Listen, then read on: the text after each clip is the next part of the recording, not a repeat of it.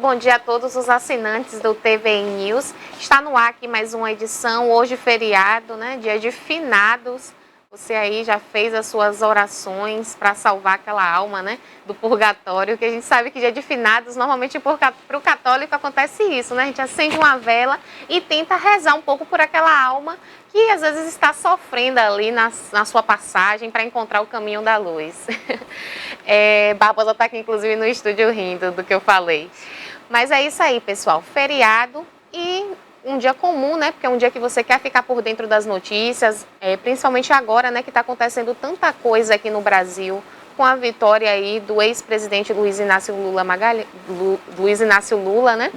Da Silva. Tem acontecido muitas coisas, principalmente os bloqueios aí de algumas rodovias que permanecem ainda mesmo após o discurso do atual presidente, que é o Jair Messias Bolsonaro. 17 estados seguem com bloqueio, persiste aí em fazer esse bloqueio. Inclusive, vamos conversar já com Roberto José, ele que é um geopolítico especialista e vai explicar esse cenário, né? E tudo que está acontecendo ao redor do Brasil e do mundo e trazer também atualizações sobre a guerra, né? A guerra que ainda está acontecendo, ele vai deixar a gente atualizado sobre esse assunto. Falando também aqui agora da nossa querida TVI, temos o nosso portal, né, que é o TVI Play, que você já pode baixar, está disponível na Play Store. É muito simples, é só você digitar lá na sua Play Store TVI Play e baixar, é 100% gratuito, ok? A gente tem também a parceria com o Portal à Tarde, que é o maior jornal do Norte e Nordeste, onde você pode acompanhar em tempo real as notícias que estão acontecendo, notícias com relação à política, esporte, notícias em geral, violência, política e tudo mais. Falando de previsão do tempo, que todo feriado, né, às vezes a gente quer pegar uma prainha, dar aquela relaxada, a previsão do tempo hoje para Itabuna é 27 graus, com precipitações de chuva, podendo chegar a máxima de 28 e a mínima de 23 graus. Falando agora de Vitória da Conquista, nossa Suíça baiana, atualmente também 23 graus, nublado em Vitória da Conquista, podendo chegar a máxima de 24 e a mínima de 17 graus. Falando de Salvador, nossa querida capital, atualmente são 28 graus, podendo chegar vai estabelecer em 28 graus, na verdade, o clima lá em Salvador, mas vai chegar a mínima de até 24 graus, parcialmente nublado, com a porcentagem de chuva menor com relação aqui ao nosso sul da Bahia. Ilhéus, nossa princesinha do sul, né? Ilhéus, que é o tempo que a gente espera aí, justamente pelas praias, a gente quer aproveitar hoje, feriadão aí. O Ilhéus vai fazer também 27 graus, podendo chegar a máxima de 28, também com precipitações de chuva. Então, né, já atrapalha um pouquinho você aí que quer curtir uma praia nesse feriado, mas final de semana ainda tá chegando, né? Hoje, meio da semana, teve um feriadinho, mas aí quem sabe, né? No final de semana não faz aquele sol e você consegue pegar aquela prainha que está sendo tão aguardada, né? O último final de semana foi de chuva e a gente espera o solzinho aí para poder aproveitar. Como eu falei, o Portal à Tarde, né? Que é o maior jornal do Norte e Nordeste e parceiro aqui da TVI, ele traz as atualizações. A Heloísa Rosa vai estar mostrando para a gente aí as principais notícias, né? Os principais destaques do Portal à Tarde. Bom dia, Heloísa. Isso mesmo. Bom dia, Carol. Quais são os destaques, né, aí do destaque portal? Justamente do que você estava falando. A PRF aponta fim dos bloqueios bolsonaristas nas estradas baianas. A Polícia Rodoviária Federal atualizou a situação das rodovias no estado da Bahia diante das últimas situações de protestos dos caminhoneiros pelo país. De acordo com a PRF, na terça-feira, dia 1º de novembro, e na madrugada dessa quarta, dia 2 de novembro, diversos pontos foram desobstruídos nas rodovias e estradas federais baianas. O último trecho desobstruído foi na cidade de Eunápolis, BR-101, onde a via foi liberada por volta das 6 da manhã. Desde a última segunda-feira, dia 31 de outubro, protestos por todo o país pela não aceitação por parte do grupo de bolsonaristas da vitória de Luiz Inácio Lula da Silva, do PT, são vistos em rodovias, inclusive nas estradas federais do estado da Bahia. Os protestos foram iniciados no estado baiano também na última segunda-feira, dia 31 de outubro, nas cidades de Luiz Eduardo Magalhães, no oeste baiano, na BR-20, em Correntina, na divisa de Bahia com Goiás, e na BR-20. E também em Feira de Santana, na BR-116, quilômetro 422. Então, a gente tem aí, Carol, a notícia de que a PRF vem fazendo essa desobstrução das rodovias por meio dos eleitores do ex-presidente, né, que vai soltar aí até o dia 1º de janeiro, o Jair Messias Bolsonaro. É, sim. Tem algum outro destaque aí do Portal à Tarde, Heloísa? Vamos olhar, Carol.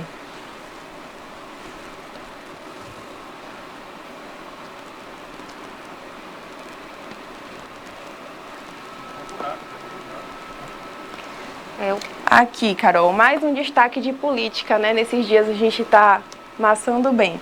PL vai bancar despesas de Bolsonaro a partir de 2023, diz colunista. Ao deixar o cargo de presidente da República na passagem de 2022 para 2023, Jair Bolsonaro já terá quem banque as suas despesas. De acordo com o colunista Igor Gadelha, do Metrópolis, o atual chefe do Executivo brasileiro acertou, na noite de segunda-feira, dia 31 de outubro, com o presidente do seu partido, o ex-deputado federal Valdemar da Costa Neto, um salário mensal a ser pago pela sigla, além do aluguel de uma mansão no Lago Sul para Bolsonaro viver com a esposa e a filha mais nova e também um escritório em Brasília. Ademais, ainda de acordo com o colunista, o PL pagará os custos de um time de advogados para defender o atual presidente dos 58 processos que enfrenta no Supremo Tribunal Federal e das outras instâncias. Com isso, segundo parlamentares entrevistados pelo colunista, o PL tentará manter Bolsonaro nos quadros do partido e fazer dele a principal liderança política da oposição na gestão do presidente eleito Luiz Inácio Lula da Silva. Sobre o assunto, de acordo com o colunista da Isto É, Leandro Mazzini, essas condições teriam sido colocadas para que Bolsonaro se pronunciasse a respeito do resultado do segundo turno das eleições presidenciais desse ano. Essa negociação, segundo Mazzini, foi uma forma do atual presidente se assegurar que o seu partido o blinde e não passe a negociar uma possível composição no Congresso com o próximo presidente. Então, ontem tivemos aí o pronunciamento, né, do Jair Bolsonaro, um pronunciamento que foi bem curto.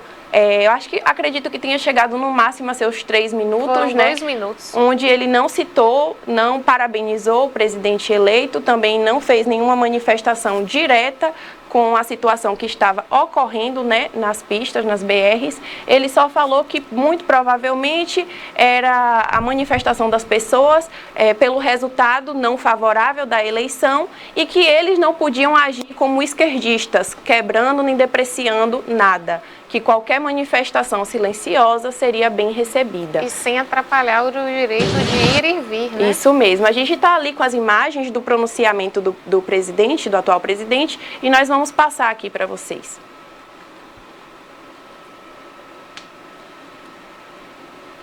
Eu acho Cássio que não já tá pronto com as imagens? ainda, né, o vídeo aí do pronunciamento. Mas não tem problema, a gente vai passar já esse vídeo desse pronunciamento do presidente, até porque Roberto José, geopolítico, ele que tem muita experiência aí, propriedade para falar do assunto político, ele já está aqui conosco, e a gente vai tentar entender um pouquinho o que está acontecendo agora, exatamente agora no Brasil, né? O que é essas manifestações, né? Esses bloqueios que estão acontecendo na rodovia. Já está pronto o pronunciamento do Jair Messias Bolsonaro? Se sim, pode exibir aí, por favor. Quero começar agradecendo os 58 milhões de brasileiros que votaram em mim no último dia 30 de outubro.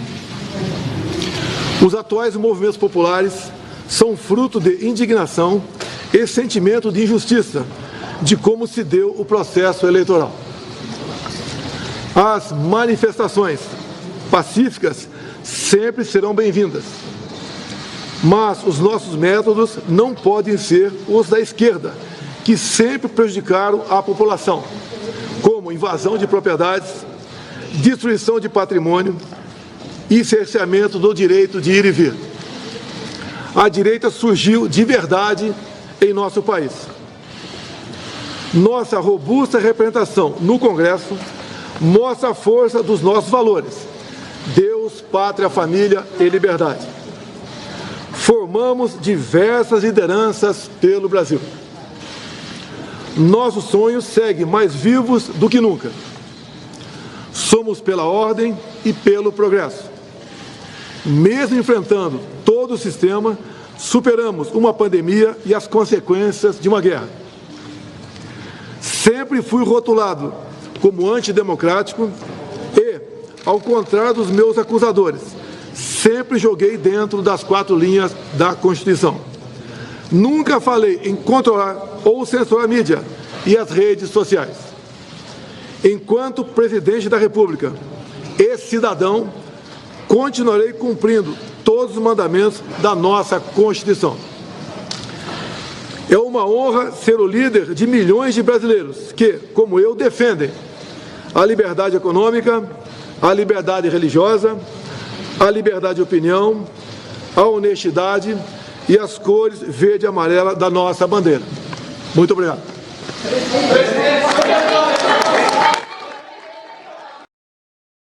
Esse aí foi o curto pronunciamento, né, do atual presidente, derrotado aí pelo Lula nas urnas, o Jair Messias Bolsonaro, foi candidato aí do PL, candidato à reeleição e o único presidente, né, que não alcançou a reeleição aqui no Brasil.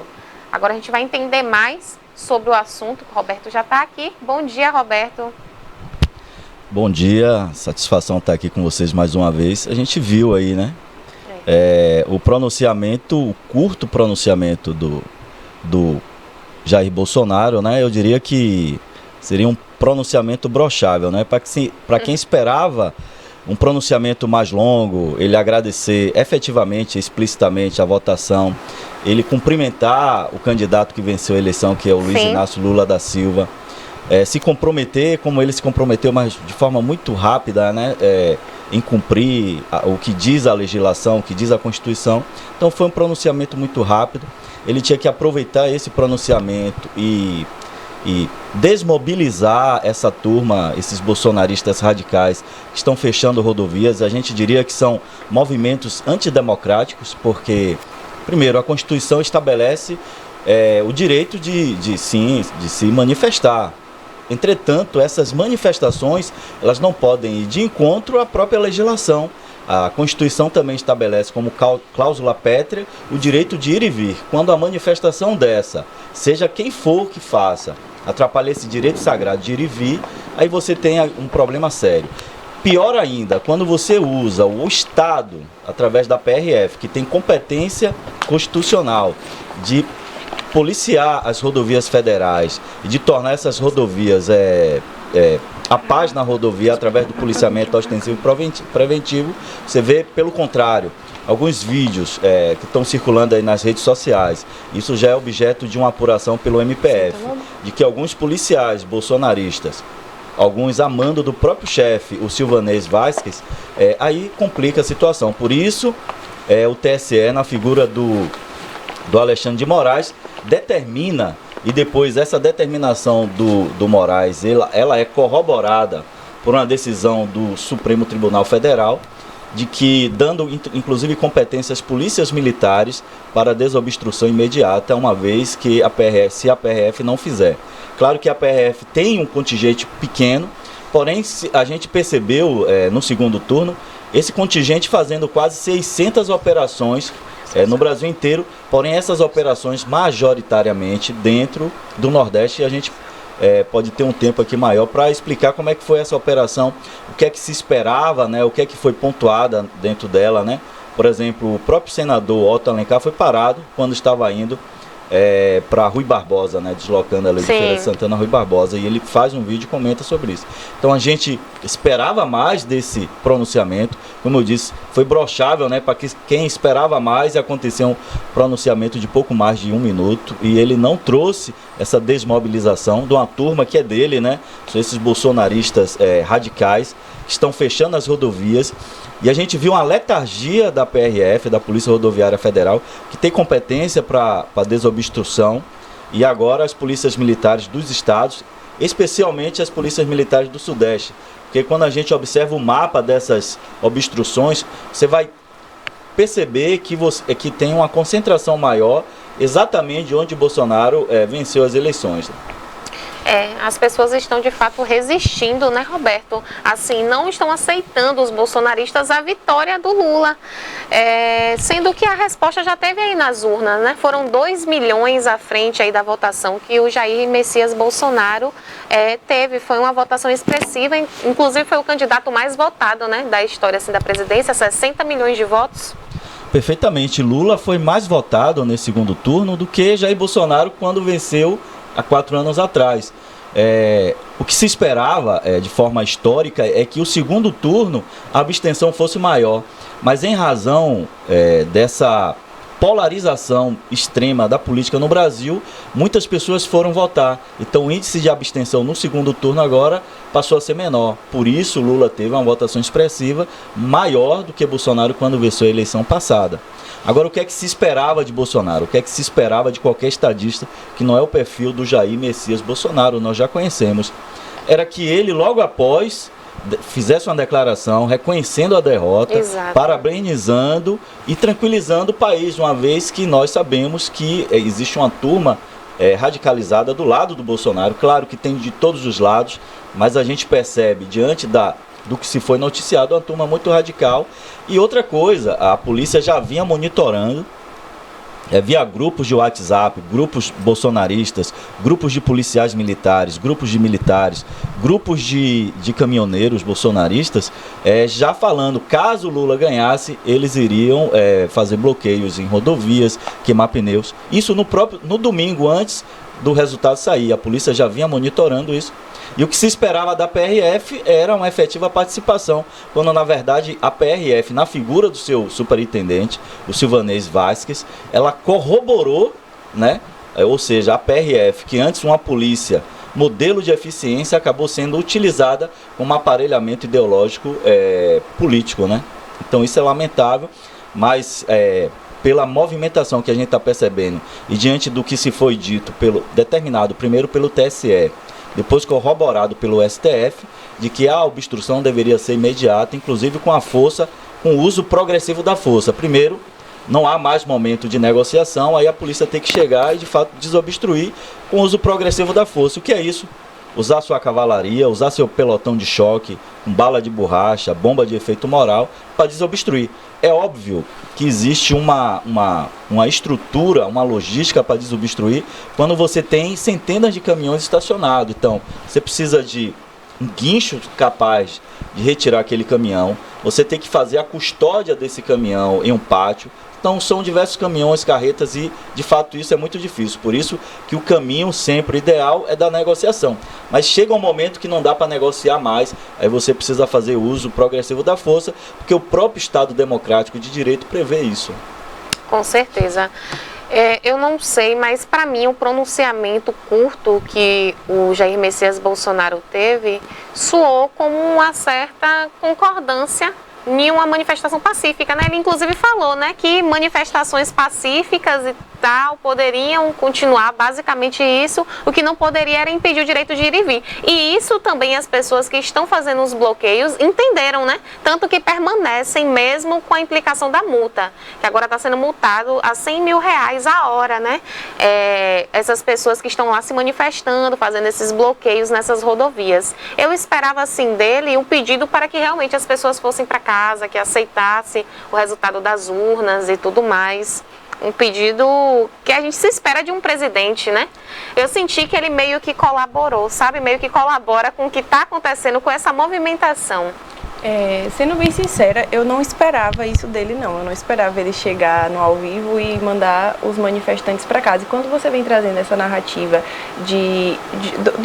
das implicâncias do fato dele não ter se pronunciado logo, não ter aceitado, a gente também pode observar que ele recebeu 57 milhões de votos. Então, cadê o agradecimento ao eleitor que foi lá votar para ele, entendeu? Que foi lá dar o voto a ele. Não 58. existiu, foi bem restrito. E quando ele traz na fala dele, no pronunciamento curto dele, né, ele diz que nós não podemos agir como o pessoal da esquerda, quebrando, vandalizando. Isso. Então, mais uma vez, ele reforça essa rivalidade entre os eleitores que se posicionam de direita e os que se posicionam de esquerda, o que eu acho que pode ter sido um incentivo a mais aos manifestantes continuarem obstruindo as rodovias. Na verdade, a análise que se faz é que... Aí a gente cita um texto de Milton Santos, né, que é o maior geógrafo do Brasil e é baiano aqui de Brotas de Macaúbas, foi até professor aqui em Ilhéus. Ele diz o seguinte, da intencionalidade do diabo, né? Todas as ações ou objetos têm por trás intencionalidades que não são explicitadas, mas que são claras. Então o que é que acontece? Bolsonaro, ele corrobora, ele acaba incentivando com o silêncio dele. E com esse discurso brochável de menos de 1 minuto, e que ele não determina, né, não dá voz de comando para que houvesse uma desmobilização, ele acaba incentivando. E como foi dito aqui no início por Carol, e por você também, o que é que acontece? Há uma intencionalidade para ele fazer uma negociação. Ele chama o Valdemar Costa Neto, que é o presidente do PL, e diz, eu vou me pronunciar, mas para eu me pronunciar, eu preciso de garantias. Porque há mais 32 anos, Bolsonaro tem foro privilegiado de prerrogativas. Ele passou 28 anos como deputado federal e agora mais 4 anos como presidente. Então ele passa a ser, depois de 32 anos, um sujeito comum, sem foro de prerrogativas. Então todos esses processos que estão no STF e nos tribunais superiores serão baixados para a justiça de entrância inicial, ou seja, para as várias iniciais, provavelmente de Brasília. E ela vai seguir um curso normal. E ele vai precisar, de fato, de um batalhão de advogados. E aí o PL se compromete a dar um salário a ele, contratá-lo como uma espécie de conselheiro, né? O PL agora vai ouvir conselhos de Bolsonaro, imagine. E dar essa segurança jurídica a ele. Além da mansão, do escritório em Brasília. Exatamente. Eu não sou contra necessariamente, porque você observa que nos Estados Unidos funciona assim, na França, na Inglaterra, no próprio Brasil, claro que Lula ele conseguiu montar uma estrutura para além disso, né, por conta do tempo que ficou, mas funciona assim, porque ele é um ex-presidente e ele tem alguns direitos, algumas prerrogativas, dentre elas a segurança da Polícia Federal, que o próprio Bolsonaro quis tirar da Dilma e de Lula, e agora ele vai precisar, né? Então, a gente precisa entender que havia ou há uma intencionalidade exatamente para negociar, mas não pode se esperar muita coisa diante do histórico do Jair Messias Bolsonaro, né? Observe-se que Lula, ele não perde, perceba o poder de resiliência de Lula, sem fazer nenhum tipo de proselitismo aqui, a gente precisa analisar. Lula vence uma eleição após um contexto histórico, ser preso por mais de 1 ano. Todos os processos decaíram em razão de situações que foram julgadas ali pelo STF, inclusive a imparcialidade do juiz Moro, que foi ministro de Bolsonaro. E Lula vence Bolsonaro, não só o bolsonarismo, mas uma máquina estatal toda colocada a serviço do Bolsonaro. Vide as operações da PRF, majoritariamente no Nordeste, sim, para cercear o direito do voto. Alguns dizem, não, era um contexto apenas do trânsito. Não, eles estavam parando essencialmente veículos que tinham bandeiras ou símbolos do PT, do partido de Lula. O próprio Otto Alencar, que é senador reeleito da Bahia, foi parado numa blitz e ele questionou isso. Então tem vários vídeos circulando na rede social. O MPF, que é o Ministério Público Federal, já abriu uma investigação para verificar o aparelhamento. O Bolsonaro tentou aparelhar a PF, a Polícia Federal, só que a Polícia Federal não permitiu isso. E a Polícia Rodoviária Federal, nessas lideranças e dentro de alguns nichos bolsonaristas, acabou se permitindo a ser aparelhada dessa forma. É uma vergonha. O MPF abriu investigações e aí eu acredito que ano que vem a gente tenha reverberações nesse sentido.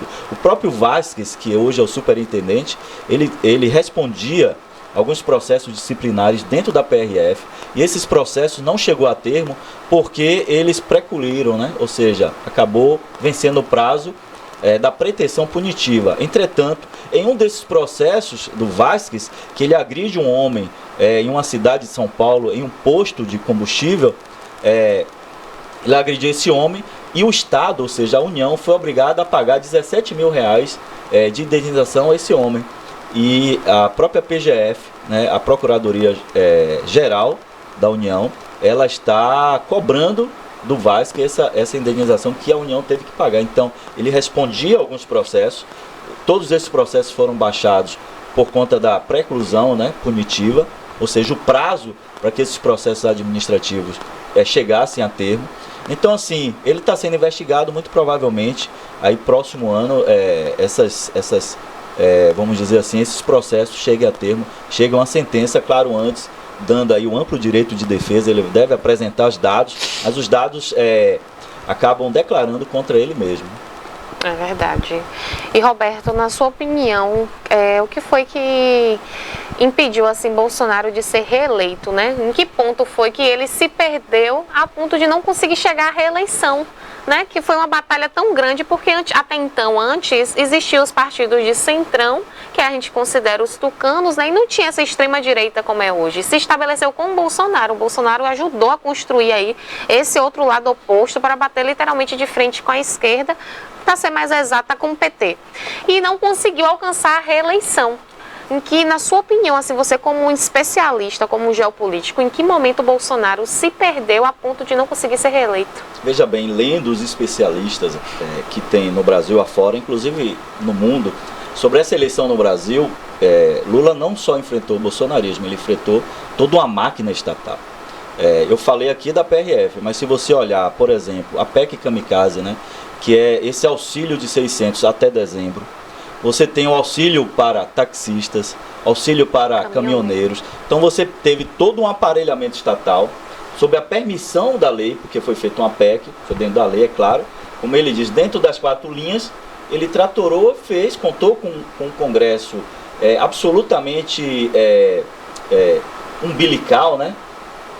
Porque aprovou para ter os benefícios, e aí os benefícios da chamada do orçamento secreto. E a gente sabe que esse ano a renovação da Câmara e do Senado, ela foi uma renovação muito baixa, em índices históricos abaixo disso, por conta disso. Muito dinheiro, além do próprio fundo eleitoral para isso, né? Então, se você tem todo um aparelhamento estatal, mas a figura do Bolsonaro que ele conseguiu catalisar para a extrema-direita. Não é nem direita, no Brasil não se tem mais espaço para a direita, mas a gente viu um perfil da extrema-direita. E aí, Bolsonaro, o que é que acontece? Bolsonaro erra muito. Então, o que permitiu a derrota de Bolsonaro, a gente não pode colocar de lado a resiliência de Lula. Ele é um cara vitorioso por tudo que a gente falou aqui, por enfrentar essa figura simbólica, por enfrentar todo esse aparelhamento do Estado, por ter passado por um contexto histórico. Então, ele é muito vitorioso. Mas, analisando o Bolsonaro, ele erra para si mesmo. Porque toda semana ou ele errava ou alguém dele errava. Então vamos analisar a última semana da eleição, quem que errou? Você tem a deputada bolsonarista errando. Carla, né? A Carla Zambelli. Você tem uma série de erros sucessivos, né? Você tem um pronunciamento do Guedes. Então ele acaba errando para si mesmo. E isso acaba desvinculando aquele voto do indeciso, né? É claro que o Bolsonaro chega com a força à reta final, mas faltaram ali 2.100.000 votos. Minas Gerais mesmo me surpreendeu, Roberto. Eu esperei mais de Minas, sabia? Justamente por conta dele ter lideranças tão fortes no Estado. Principalmente o Nicolas. Principalmente o Nicolas, que foi o deputado federal mais votado da história do Brasil, né? 1,5 milhão de votos, é muito voto. E ele perdeu, né, em Minas. O Lula, ele venceu no estado de Minas. Claro que a diferença foi mínima, mas eu esperava um desempenho maior do Bolsonaro em Minas Gerais. O Nicolas é um cara que tem muita forma sem conteúdo, né? Tipo assim, um presente bonito por fora, mas conteúdo não tem nenhum, porque ele só emitia fake news. Isso mobilizou a galera. Além disso, no segundo turno, o Bolsonaro teve a presença do governador de Minas Gerais, que no primeiro turno fez igual Neto, né? Tanto faz, nenhum nem outro. Mas no segundo turno ele entrou de cabeça na campanha. E aí Lula ganha em Minas. Mas para além disso, a diferença de Lula no Nordeste ela foi ampliada, né? Sim. A Bahia chegou a 72%. E isso, obviamente, ajudou, né? A Bahia deu uma votação expressiva. Os outros estados, todos do Nordeste, foram votações expressivas. E isso acabou pesando nessa balança eleitoral, né? Exatamente. Inclusive nos estados que o Bolsonaro ainda assim venceu, eu achei a diferença de votos mínima com relação aos que Lula venceu dele, sabe? Tirando Minas, né? No estado de São Paulo, a diferença no primeiro turno de Bolsonaro e Lula foi muito grande. Bolsonaro estava muito à frente. Sim. Lula conseguiu encurtar, ele conseguiu vencer, principalmente nas cidades das regiões metropolitanas. Menos no interior de São Paulo, mais nas regiões metropolitanas. E diminuiu essa diferença. E isso, de fato, acabou pesando também na balança, né? Quando você observa, Bolsonaro ganhou na maioria dos estados, mas Lula ganhou na maioria das cidades, né? Eu sempre falo, o estado é uma peça fictícia, né? De organização regional. As pessoas moram nos municípios ou nas cidades.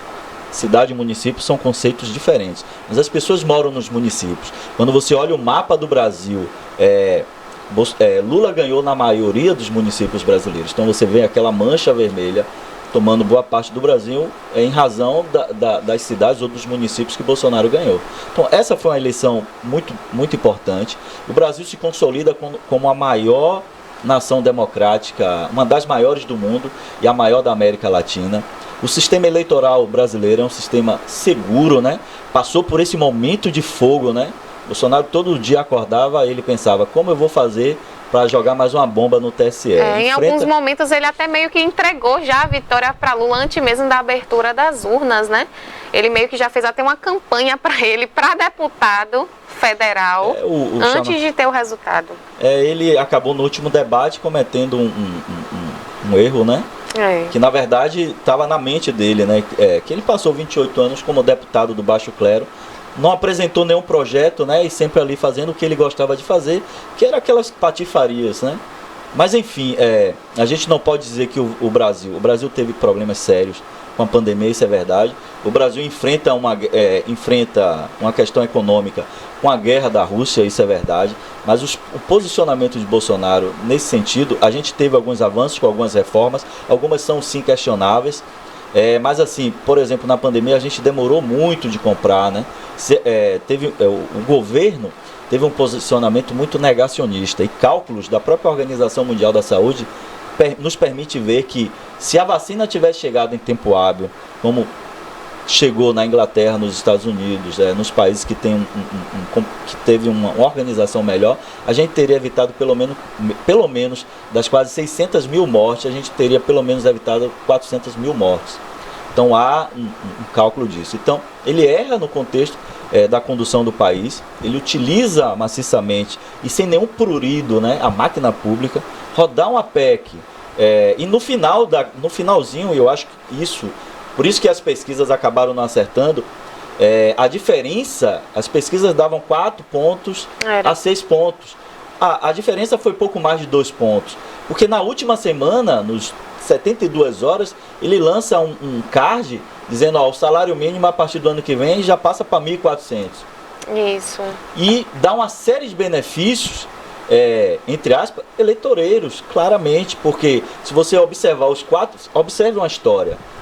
Você conhece a árvore pelo fruto, né? Exato. É bíblico. Está lá na Bíblia, né? No livro de sabedoria de Provérbios. Você conhece a árvore pelo fruto. Analise historicamente o que é que ele deu de reposição salarial. Sempre abaixo da inflação. Nunca teve reposição. E no último ano ele disse, agora eu sou uma nova criatura, eu vou dar 1.400. Algumas pessoas acabaram acreditando nisso. Então por isso que a diferença acaba baixando. As pessoas, poxa, eu ganho 1.100 ou 1.200, ano que vem é 1.400. Para mim tá bom. Então essas, assim como foi Neto aqui, né, na Bahia, por isso ele consegue reduzir. Recentemente eu peguei um Uber e conversando com esse motorista de aplicativo, ele disse, não, eu vou votar em Neto porque Neto diz que vai nos dar anistia, né? Anistia não é o termo correto, do imposto, né? Imposto, aquele imposto que você paga todo ano para rodar com o carro. Então, o IPVA. Então, para o motorista de aplicativo, você já desonera alguma coisa, né? Isso é importante. Mas a gente percebe claramente que é uma proposta eleitoreira, porque se você analisar o próprio Neto, ao longo de sua história como prefeito de Salvador, foi quem mais criou o imposto, quem mais aumentou.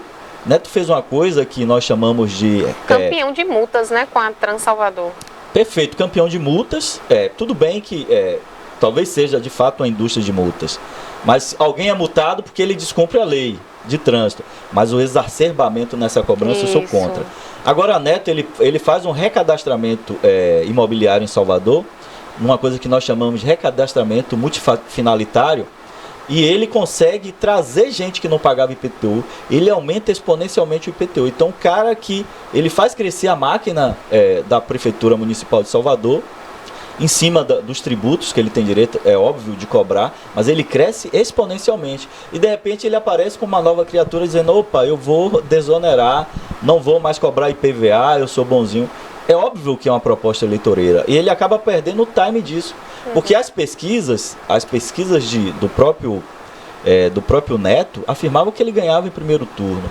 E aí ele não se deu o luxo de discutir com a base, de formar uma aliança forte. Né, o Jerônimo ainda estava chegando, aquele cara desconhecido, como sempre é, na verdade, o candidato do PT, né? Foi assim com o Rui Costa também, e deu no que deu, né? Hoje o Rui Costa tem o nome dele aí forte, instalado. Agora o Jerônimo justamente causava essa certa tranquilidade no Neto, justamente pela gestão dele, né? Enquanto secretário, que foi uma gestão ruim. Então, assim, ele tinha sido reprovado sendo secretário, então na cabeça de Neto, ele pensou, bom, tá tranquilo, o meu nome tá em ascensão, e isso foi o que prejudicou ele, porque Neto, se ele tivesse trabalhado no primeiro turno, como trabalhou agora no segundo, ele talvez tinha ganhado as eleições, mas ele simplesmente sentiu que já estava lá na cadeira de governador, vencido, só meu nome basta, acabou não fazendo alianças, e a gente sabe que não é assim que funciona, né? Não dialogando, ele era assim, tem o perfil do Reizinho Mandão, né? Tem um livro do Reizinho Mandão. Então literalmente ele. Nasceu o negão, né? O afroconveniente, isso é uma expressão cunhada pelo próprio Roma, né? Que é da cozinha dele, eles são compadres. Exato. É um afroconveniente, ele tem um erro ali, ele não sabe trabalhar essa situação. Deu munição para o adversário, né? Dá munição para o adversário, ele se considerava já eleito e ele não se permitiu ampliar as suas alianças, soberba. Ele não se permitiu a soberba, ele acabou perdendo para isso. Mas qual é a diferença, Carol, básica do modo de gestão petista na Bahia para o modo de gestão carlista? É que o que é que você via? No período carlista, você não viu o Estado dentro das cidades. Você viu o Estado em coisas eminentemente do Estado. Segurança pública de forma incipiente. Eu sou funcionário da segurança pública aí e posso lhe dizer, sim, pertenci às duas polícias, tanto polícia militar quanto polícia civil, e sei definir claramente o modelo carlista do modelo petista. A polícia teve avanço no governo Wagner, a forma estrutural melhora no governo Rui. Rui, ele acaba sendo omisso em algumas melhorias na condição salarial, na condição do trabalhador da segurança pública, mas na condição estrutural. Ele realmente avança nas estruturas, mas não adianta você avançar em estrutura e não valorizar quem opera essa estrutura. Aí foi o erro de Rui, mas Wagner avança nisso. Mas qual é a diferença basilar das duas gestões, carlista e da gestão petista? É que o carlismo só tinha obras eminentemente ou em Salvador ou obras estruturantes do Estado. Só para você lembrar, a BA 001, que é essa litorânea, não tinha ponte entre Itacaré e Camamu. Quem queria ir para Camamu, Barra Grande, chegava em Itacaré, pegava uma balsa, essa balsa te deixava numa praia, não era nem uma área pronta de forma da engenharia civil com pia, nada disso, e você atravessava ali com risco de atolar carro e tudo, como acontecia muito. Então, algumas obras estruturantes começam a chegar, há uma preocupação muito grande com isso, e as chamadas obras domiciliares dentro das cidades que o Estado está fazendo. Se você observar a participação do Estado nas obras dentro de Itabuna, por exemplo, em recapeamento de grandes avenidas, é muito grande. É só em Itabuna não, em Ilhéus, em diversas outras, Itapé, né? Eu tive em Itapé nas eleições no sábado e no domingo, você percebe Itapé com algumas obras domiciliares. E aí está a diferença. Por que os institutos de pesquisa, eles não conseguem chegar nisso? Porque os institutos de pesquisa, eles fazem uma chamada amostragem nas cidades maiores, nas 20 maiores cidades. quando, na verdade, se você passa em Itapé, a cada 10 casas, 9,5 tinha o símbolo do PT, Exato. do 13. Você tinha um percentual muito pequeno. Eu estive em Itapé, inclusive, e eu vi isso. Era incrível. Você passava, era 10 casas com 13, e a cada 10 casas, 9 era 13 e 1 era 44, que era o ACM Neto. Pois é, então você vê majoritariamente os prefeitos apoiando o candidato de Rui Costa por conta dessas ações estatais do Estado, melhor dizendo, domiciliares em obras que em tese seria da prefeitura. E até o acesso, né? Uma coisa assim que a gente observa. O Rui Costa, por menor que seja o município, se está tendo uma inauguração de uma escola, de um posto de saúde, de um ponto de ônibus, ele vai até lá entregar, né? O que a gente não costumava ver. Justamente no carlismo, né, como você bem citou. Parece que o acesso à esquerda, né, pelo menos a parte do governo, que é onde a gente tem maior acesso por ser baiano, né, por ser mais fácil de ter o contato, a gente vê que é muito mais fácil você ter acesso a eles. Eu sempre comentei aqui com o Barbosa, inclusive, que às vezes 4 vezes no mês o Rui estava aqui, na época do mandato do Fernando Gomes, né, que Deus o tenha, inclusive hoje finados, que Deus o tenha. Acendeu algumas velas. Isso. Mas assim, o Rui, toda a obra que tinha para entregar, ele estava aqui. Ele não mandava ninguém. E a gente viu muitas obras, como o sul da Bahia ganhou, né? A gente viu tanta obra como eu nunca tinha visto na vida, coisas que a gente não esperava. E a gente tem essa experiência, assim, de realmente o ACM Neto, o pessoal aí da família Magalhães ter um amor muito grande pela capital, por Salvador, e de fato não ter esse mesmo carinho aqui pelo Sul. Tanto que eles já estiveram no governo e realmente a gente pouco obteve, né? Pouco êxito. Acredito que o cenário dele político agora nesse segundo turno cresceu bastante por conta, né, das faltas que o Jerônimo teve nos debates, que concedeu a ele, querendo ou não, entrevistas, né? Onde ele pôde expressar mais aí as suas propostas, inclusive quando ainda mais com a emissora, né, que é dele, da família dele, ele pôde se expressar mesmo. O Jerônimo deu para ele, querendo ou não, uma certa folga, porque esse segundo turno foi apertado, viu, Roberto? Diferente do primeiro. Foi menos de 500 mil votos. Foi 400 e poucos mil votos, 4 pontos, né? Foi muito pouco. O que acontece? Foi arriscado. A estratégia de quem está à frente, o próprio Netinho não foi aos debates no primeiro turno. Isso. Só foi naquele debate, no último, fatídico debate, na casa dele, que é a TV Bahia. E ali ele apanhou igual mala velha, né, de todos os outros candidatos. Exatamente, foi ele saiu ataque. tonto, acabou se pronunciando, tendo alguns equívocos em fala. Então, a estratégia de quem está ganhando de evitar um embate para não perder voto. Essa estratégia foi usada por Lula, por estar na frente, e também foi usada por Bolsonaro lá atrás, que não participou dos primeiros. Quando a coisa começou a polarizar muito é que no primeiro turno começou a participar. Mas no segundo turno, quem está na frente se dá o luxo de não participar para evitar errar, né? E aí foi a estratégia do Jerônimo. É óbvio que Jerônimo nunca se candidatou a nada, então ele não tem o traquejo na verdade, de lidar com as câmeras. Quem carregou o Jerônimo foi, a gente tem que assumir que o Rui Costa, né, de certa forma, na verdade, eu não digo nem Rui Costa. Quem carregou o Jerônimo foi Lula. Também, aquela junção, né, Gero-Lula. Gero-Lula. Então, assim, a Lula ganhou quase 72% aqui. E houve a gratidão, querendo ou não, de certa forma, pelo trabalho, né, pelo serviço prestado do Rui Costa, né, que estava ali sempre presente. E essa presença do Estado nas cidades, como eu falei aqui, né, o Estado está presente nas cidades com essas obras domiciliares, né, que em tese seriam obras dos governos municipais e que por convênio e por discricionariedade do governante estatal, né, claro que tem que estar, apesar de ser uma discricionariedade, né, ou seja, ele opta em fazer ou não, em colocar aqui ou ali, mas está nas leis orçamentárias, seja a LDO, a lei orçamentária anual, a de diretrizes orçamentárias, ou a lei plurianual, que esse ano agora de 2023 é o PPA anterior, mas 2023, tanto o governador quanto o presidente vai fazer o seu orçamento plurianual para os 4 anos futuros, né? Então, obedece essas leis orçamentárias, mas existe uma discricionariedade do executivo em dizer onde ele quer colocar aquelas rubricas de orçamento. Então, o Estado, nessa forma, nessa concepção do PT na Bahia, ele tem obras domiciliares nas cidades, e isso fortalece a presença do governante estatal nas cidades. Por isso que nas cidades menores, O PT ganhou de lavada. É porque eles PT conhecem, né? Estão acostumados a ver, porque como a gente falou, Rui está sempre, tá ele roda tudo, rodou a Bahia toda. Em Salvador é diferente, porque Salvador é muito grande. Neto ganha lá no segundo turno com 1 milhão de votos. Ganha. Os votos do Roma migram majoritariamente para o Neto.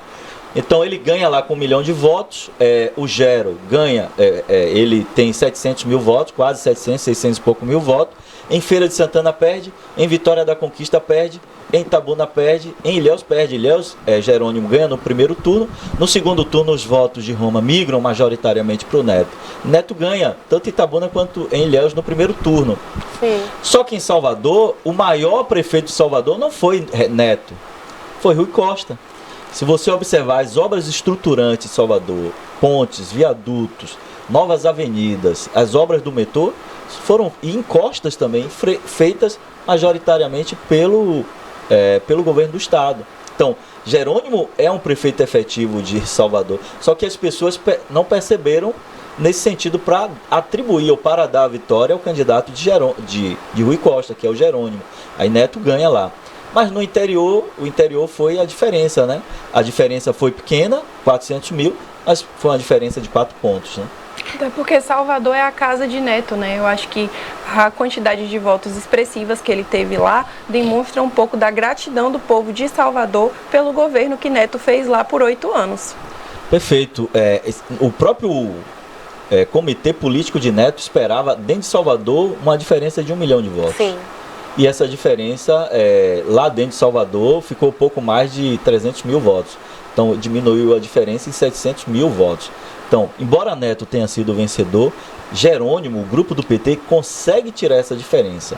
E traz uma figura interessante, o presidente da Câmara de Vereadores de Salvador, como vice-governador, que é o Geraldinho. Ele que era aliado, inclusive, de Neto, né? O Geraldinho. Saiu até como uma possível, eu lembro que na época as notícias ficaram naquela dúvida, quem seria,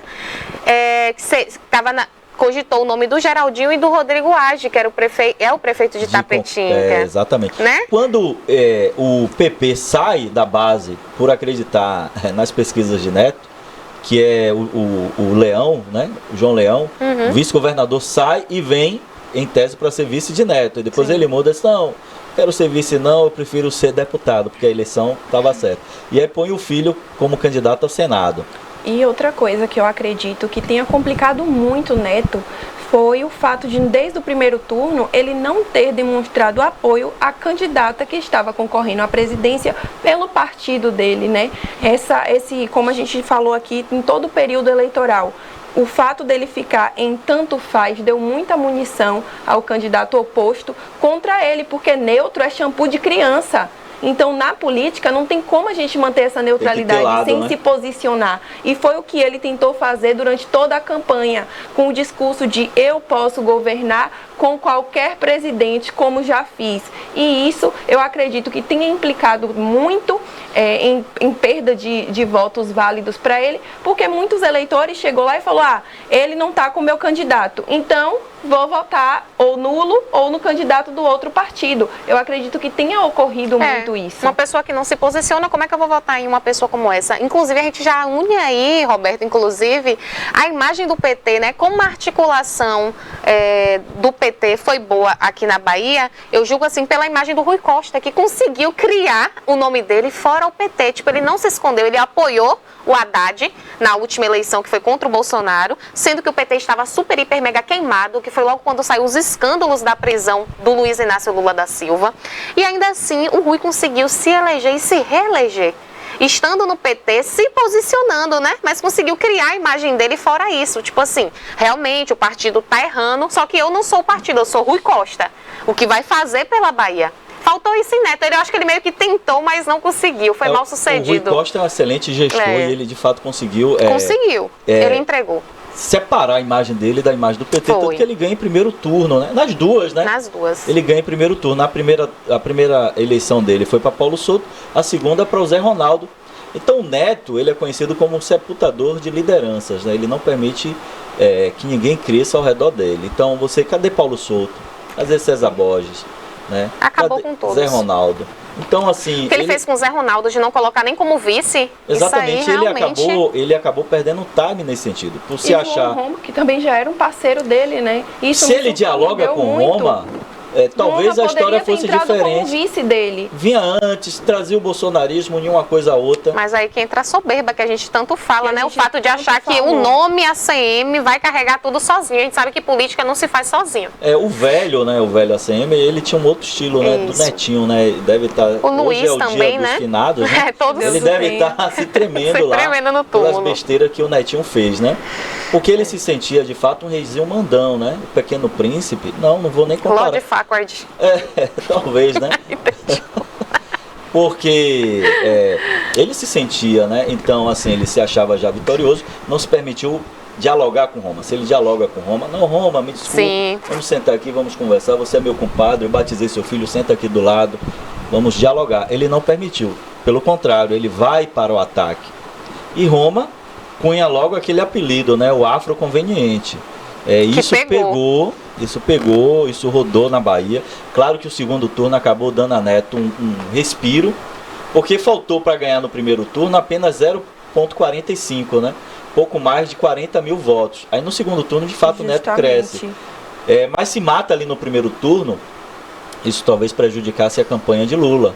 Porque foi importante, no quarto maior estado eleitoral, que é a Bahia, manter o palanque para Lula.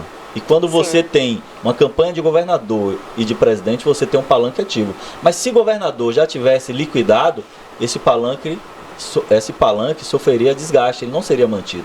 E talvez a diferença de voto caísse. E aí nós sabemos que a diferença no Brasil foi de 2.100.000 votos. A Bahia, ela teve uma participação efetiva, né?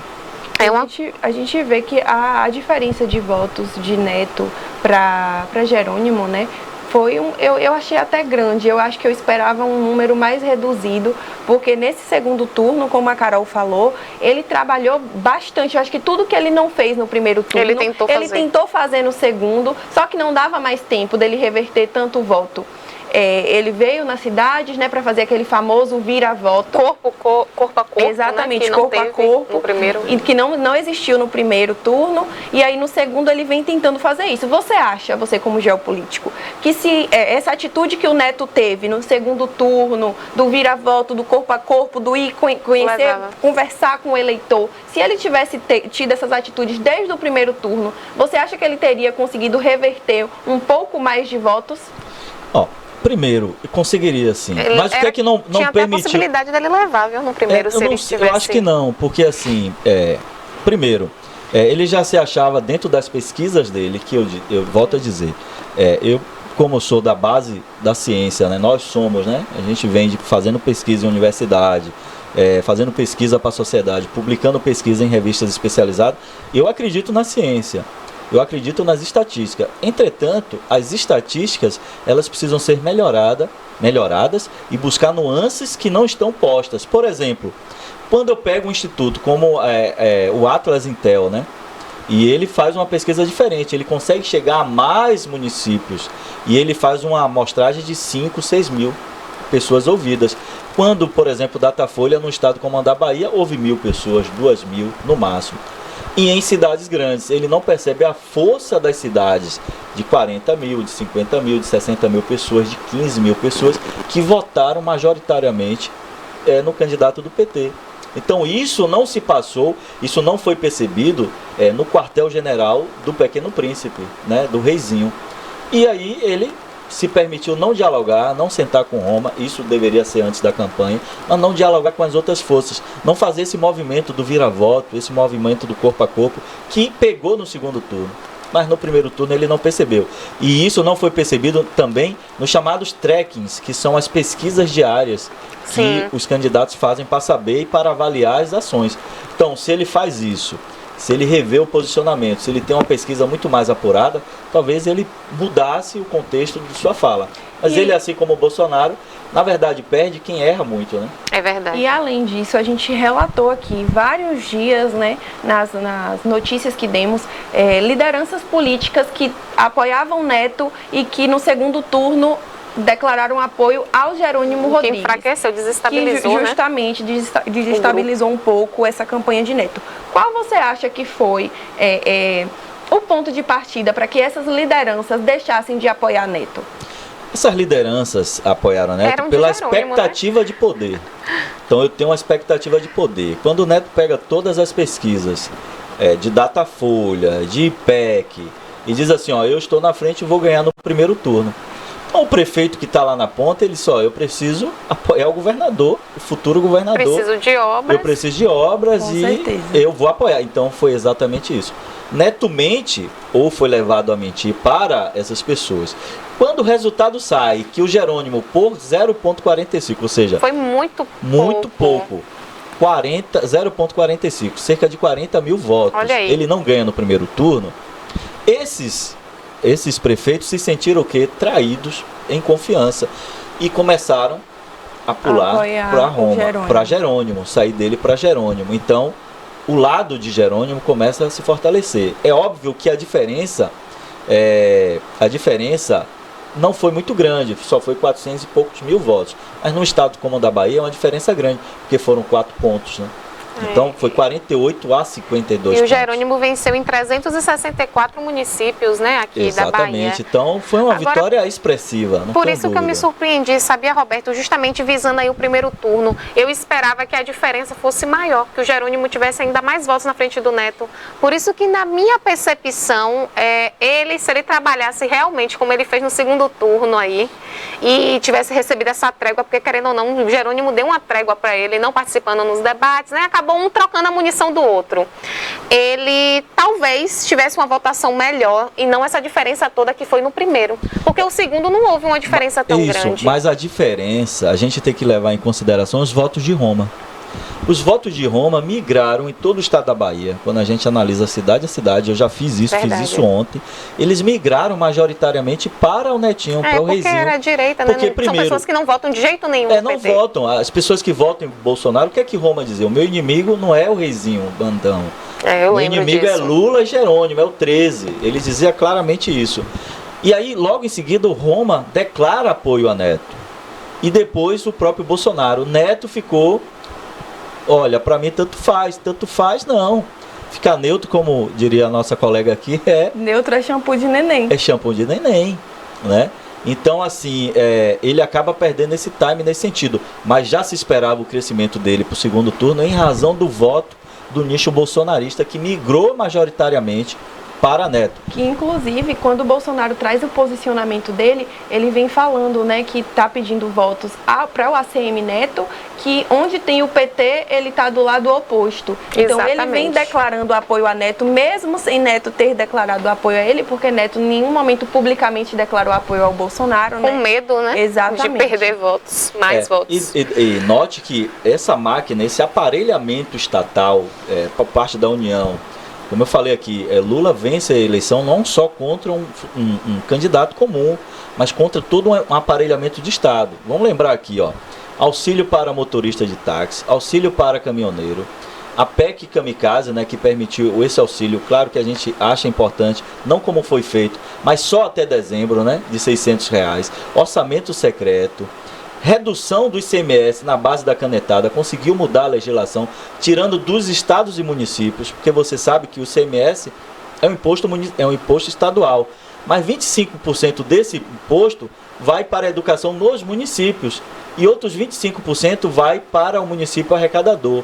Então, quando eu retiro o ICMS do estado e coloco uma alíquota única de 18%, a Bahia era 28%, o Rio de Janeiro 32%, por exemplo, o Rio de Janeiro cortou pela metade. Esse dinheiro que está com as companhias internacionais, Petrobras, Shell, Mobil, Ipiranga, que está lá, que está enriquecendo os cofres dessas empresas e dos acionistas da Petrobras, está faltando nos estados e municípios.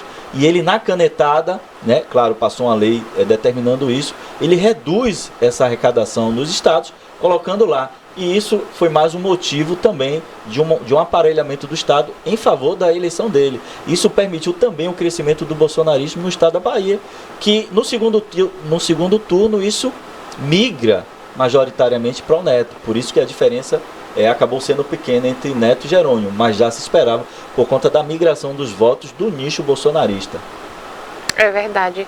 Foi um pouco do que aconteceu também com a disputa entre o Eduardo Leite e o Onyx Lorenzoni, né? Ele que também nos debates falou muita besteira, o candidato do PL, o Onyx, concedendo aí a reeleição, né, do Eduardo Leite. Eduardo Leite, não é isso? Eduardo Leite, uma figura, um democrata, jovem, né? Um cara jovem. 37 anos. E assim, o Onyx, ele é um bolsonarista clássico, né? Clássico. Talvez um nem, né? Como diria a Tronic, né? É verdade. Eu apaixonei, assim, pela forma como ela fazia, as ironias. Ela nem ria, né? É, seríssimo. Ela lançava uma piada e nem ria, né? Né? Nem estuda e nem trabalha. O Onyx, né? Qual é a sua proposta, candidato? É melhor do que a sua. Sim, a minha você sabe, todo mundo sabe. Mas fale qual é a sua, infinitamente melhor do que a sua. Então assim, ele vai para o debate para passar pelo papel de palhaço, né? Exatamente. Então assim, ele é um representante clássico desse bolsonarismo, que é uma construção ideológica, é óbvio, e que tem pessoas aí, Brasil afora, principalmente esses caras que estão fechando rodovias, né? O resultado das eleições, o resultado das urnas estão postos, os resultados, é preciso aceitar. Eleição se ganha, se perde, perdeu agora, daqui a 4 anos pode ganhar, ganhou 4 anos passado, né? Então é preciso que haja uma liturgia sobre isso, haja um respeito. Nós estamos num Estado democrático de direito, está a imagem das manifestações, isso. É preciso respeitar isso. Ora, as pessoas têm direito de manifestação, está lá na Constituição, mas essa mesma Constituição de 1988, ali organizada, cunhada por Ulisses Guimarães, o grande estadista, ela também permite o direito de ir e vir, determina como cláusula pétrea. Então, esse tipo de manifestação é uma manifestação antidemocrática, é uma manifestação criminosa. Os autores dessas manifestações, inclusive a inteligência da Polícia Federal, está palmilhando isso. Tem várias células bolsonaristas de caminhoneiros, de policiais, de militares, de pessoas comuns que estão sendo monitoradas. Não é porque é o WhatsApp que é terra de ninguém. As polícias conseguem monitorar, inclusive conversas de WhatsApp que são encaminhadas. Com frequência, né? Agora existe aquela possibilidade de encaminhamentos com frequência. Isso, então a polícia monitora, isso vai servir de prova. É só crime de obstrução de via, não.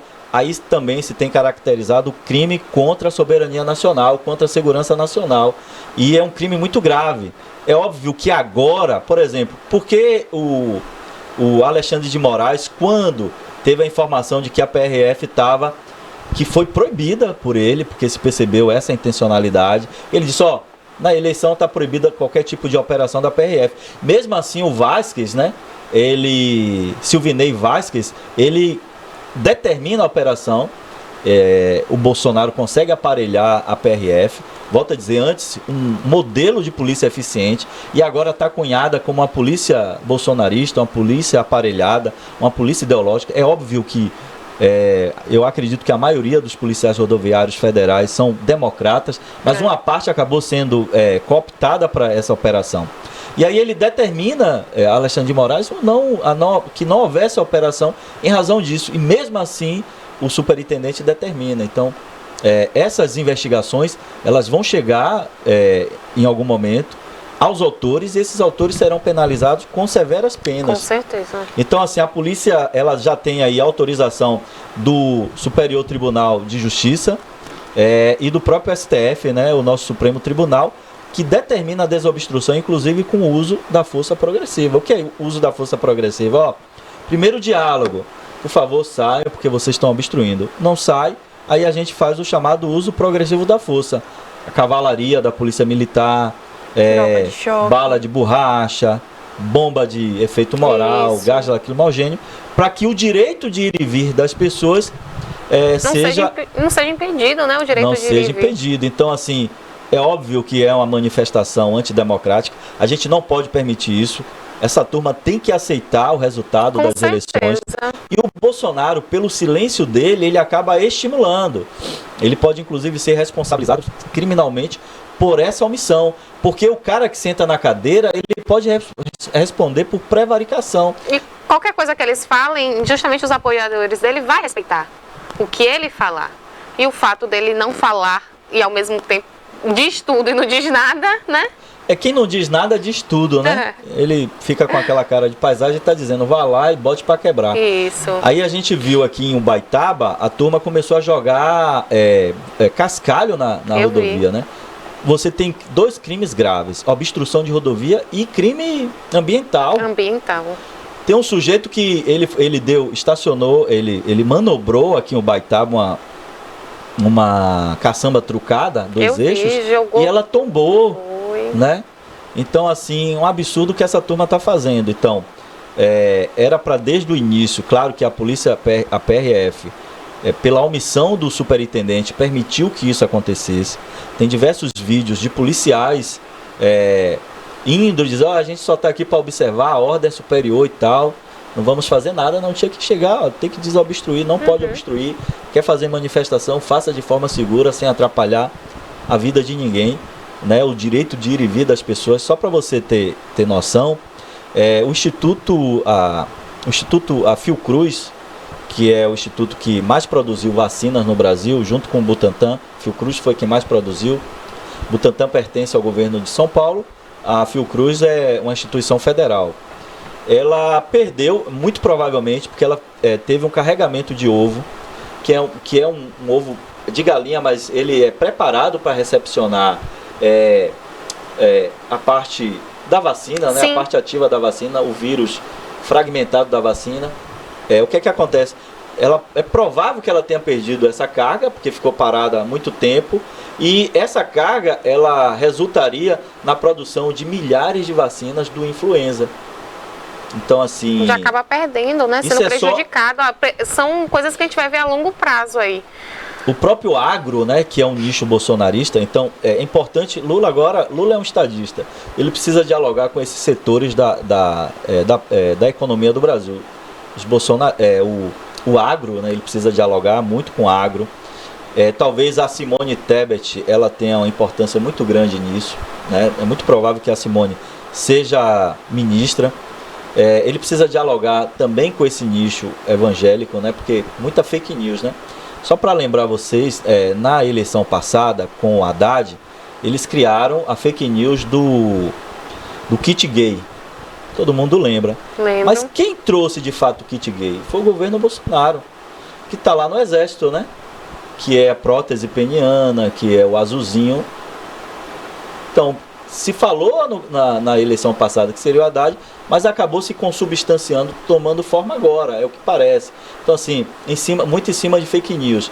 Então, o governo que assume a partir de janeiro precisa dialogar com o agro, precisa dialogar com o nicho evangélico, é super importante. Combater essas assim, fake news. Bolsonaro é o que estava com a caneta, então ele, sem prurido nenhum, ele meteu caneta, né? E agora quem está com a caneta é o Lula, né? Passa a estar a partir de janeiro.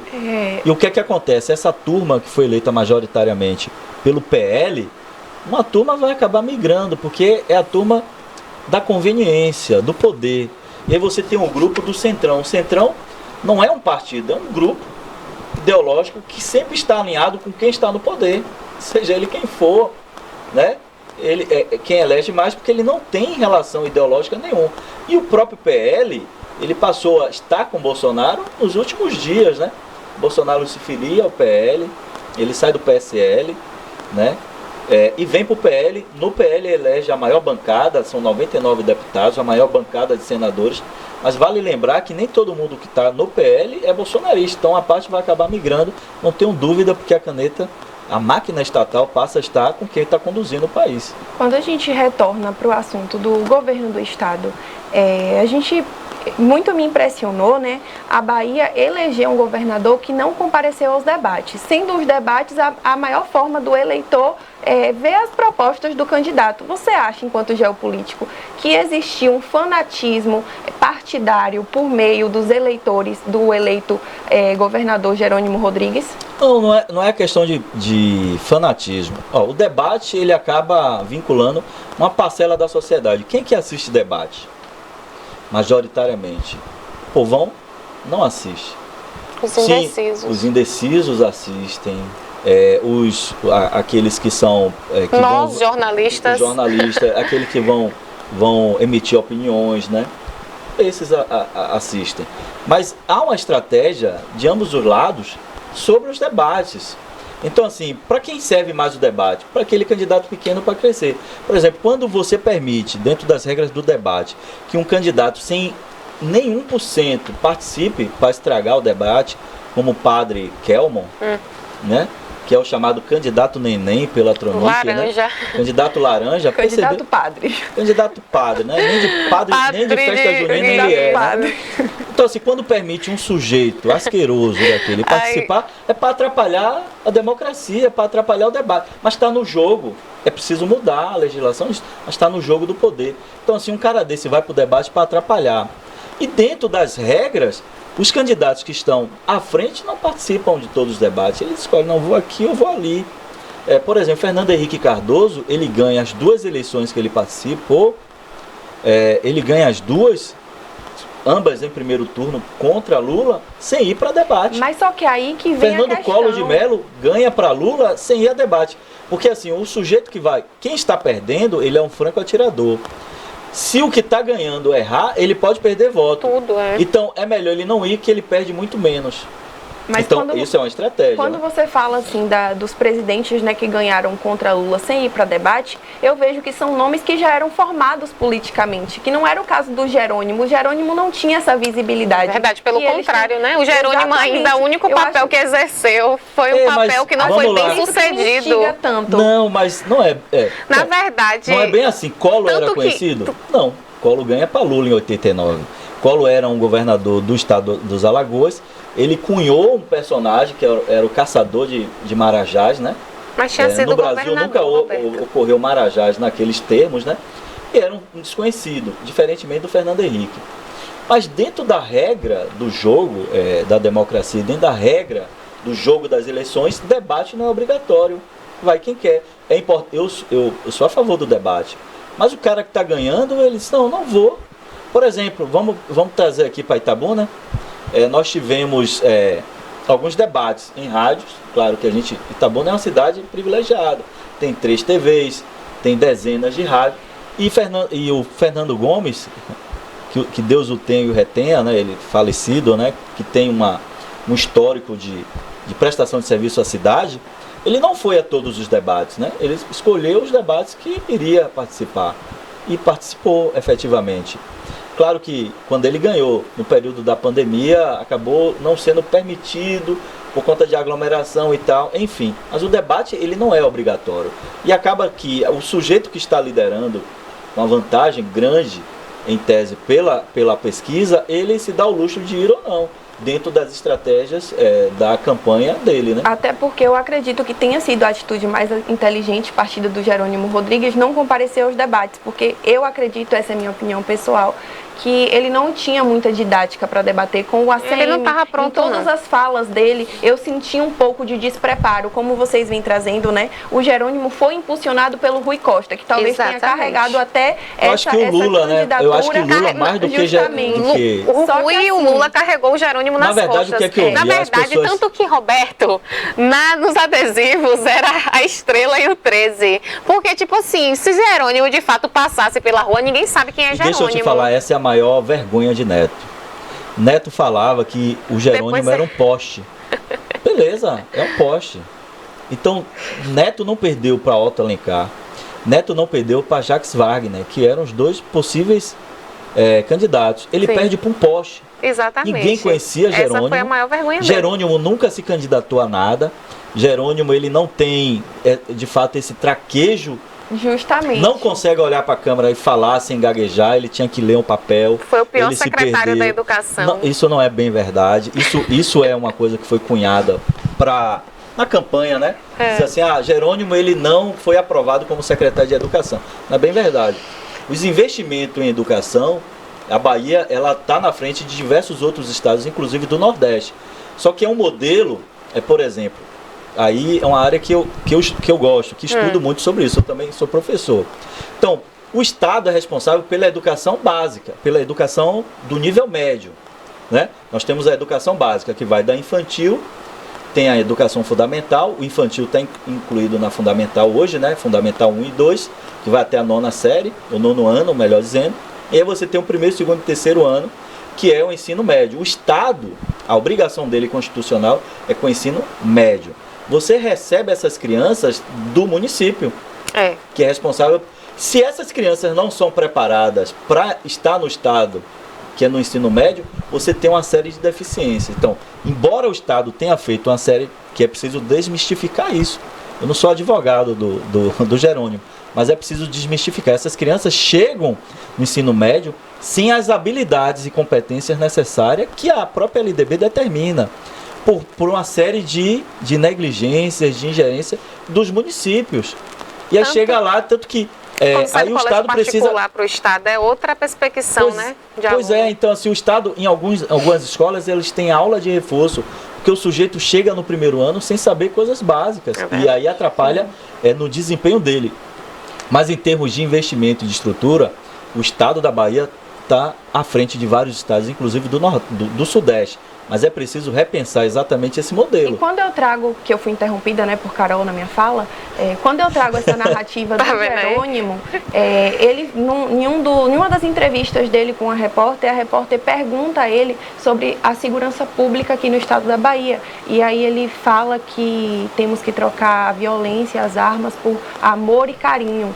Então, nessa fala do Jerônimo, foi a que eu senti esse despreparo dele de se posicionar. Talvez por não vir de uma carreira política longa, ele não tem a mesma facilidade que o ACM Neto tinha em se comunicar, em olhar para a câmera e falar bonito. Ele não tinha, né? Isso.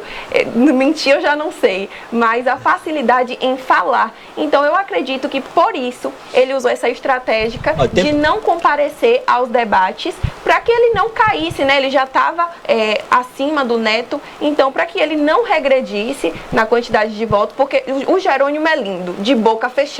Ele falando é uma vergonha. Não, ele não seria um candidato em termos para a mídia o melhor candidato que o PT tem, mas foi o candidato que foi construído dentro de uma lógica no Partido dos Trabalhadores, né, da Bahia, e dentro de uma lógica do grupo que disse, o Otto o Otto quer ir para a reeleição, o Jacques Wagner acha importante que a gente traga outro número.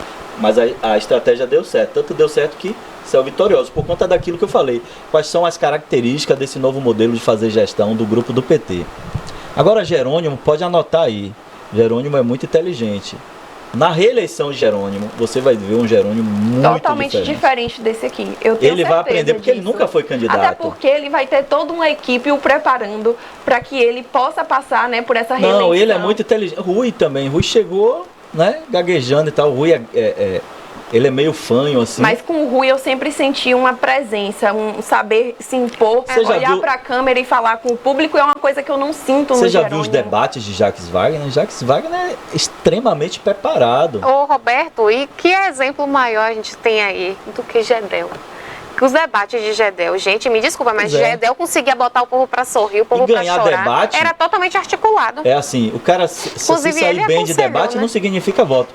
Bom, no estado da Bahia, sabe quem, na minha concepção, fez os melhores debates? O menino do PSOL. Kleber Rosa. É Kleber Rosa? Kleber Rosa. Para mim, ele foi o que se saiu melhor nos debates, mas ele não teve 50 mil votos. Não significa que as pessoas votem em quem melhor fala, em quem sabe melhor se expressar. Tem todo um contexto. Mas assim, quando o Jerônimo fala que aí eu falo como professor, e eu trago dados sobre isso.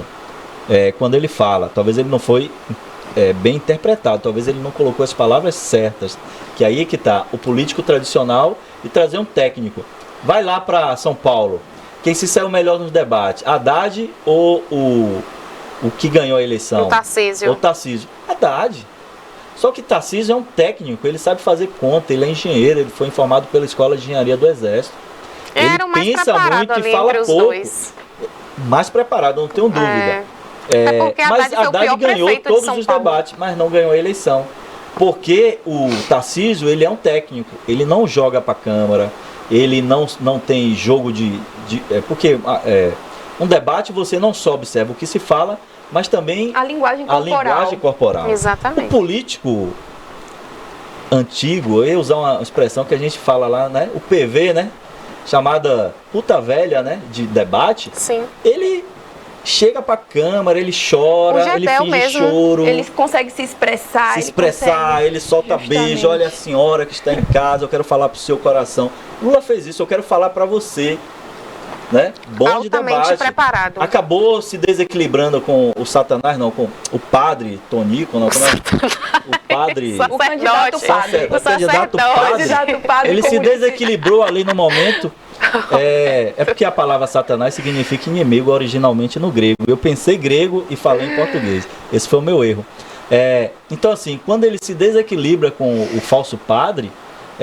Que na verdade nem padre é, né? No fim das contas, padre, nem né? padre é, né? Nem de festa junina, né? Eu já fui padre de festa junina aí será que foi uma várias alusão vezes. da cabeça dele, porque o Conselho de Padres do Brasil se manifestou falando que ele não era padre, né? Pois é. Ou seja, ele candidato laranja.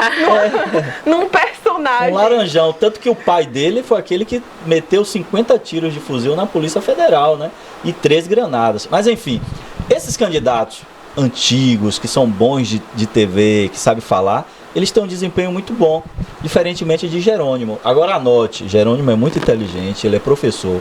Daqui a 4 anos ele vai estar dando show, né? Tem que vai correr dele dos debates. Assim, eu espero, né, que ele faça um bom governo. Exato. E principalmente, né, que ele treine essa desenvoltura dele, que é péssima. Diga-se de passagem.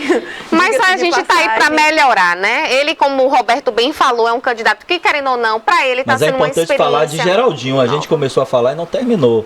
Sim. Conclua aí. Pronto, é uma experiência nova, eu tenho certeza que a gente... O Rui também surpreendeu, poucas as pessoas subestimavam o Rui Costa. E olha aí o Rui Costa hoje. Tem a língua presa, né? Subestimavam. Com a língua presa. Então vamos ver, a gente quer ver obra, a gente quer sim que as coisas andem, independente se foi Neto, se foi Jerônimo. O Jerônimo que ganhou, então eu quero ver trabalho de Jerônimo. Eu quero que Jerônimo honre, que faça um governo melhor que o Rui Costa ainda. Mas vai fazer, sabe por quê? Porque você tem aqui Jerônimo e tem em Brasília Lula, né? E aí isso facilita o diálogo. Então eu não tenho dúvida que a Bahia avance. O sul da Bahia, ela consolida agora com esse complexo intermodal, que é a ferrovia Oeste-Leste, o Porto Sul, aqui na Bahia. Itabuna se transformará em uma cidade logística, né? Um polo logístico. Ilhéus vai crescer para o norte, para o sul e para cima, né? Verticalmente. Ilhéus salta de 500 milhões de reais em arrecadação para, nos próximos 10 anos, 2 bilhões de reais em arrecadação. A população de Ilhéus precisa identificar suas lideranças e votar em um prefeito técnico, né? Sim, Marão é um cara que avança muito nesse sentido. Agora a presença de Rui Costa em Ilhéus foi marcante, né? As grandes obras de Ilhéus são obras de Rui Costa. Ilhéus cresceu e avançou muito. Pois é, duplicação da rodovia ali em direção à rodovia sul ali da BA-001, a nova ponte, né, a ponte Jorge Amado, a duplicação ali, enfim. Ilhéus agora vai passar por uma reformulação na Orla Norte, né, recursos do governo do estado. Então Itabuna está nesse contexto, né, de grandes investimentos que se consolidam, que foram investimentos iniciados no governo de Lula, né? Inclusive havia a proposta de fazer um aeroporto internacional aqui na área da CEPLAC, isso foi abortado, né? Se percebeu que é melhor melhorar o aeroporto de Ilhéus, já existente, do que criar um novo. Mas aí junto com isso você tem esse complexo intermodal, a ferrovia Oeste-Leste, então, mais o Porto Sul. São obras, é óbvio, impactam sim, mas o impacto ele é mitigado pelas ações de mitigação. O Porto Sul é um porto denominado offshore, ele está fora da área de arrebentação, ele é ligado no continente por pontilhões, por pontes, e tem pontos, fazem intersecções, mas não barram a corrente de distribuição de sedimentos, como é o Porto do Malhado, né, que impactou severamente a costa de Ilhéus, especificamente a costa norte, né?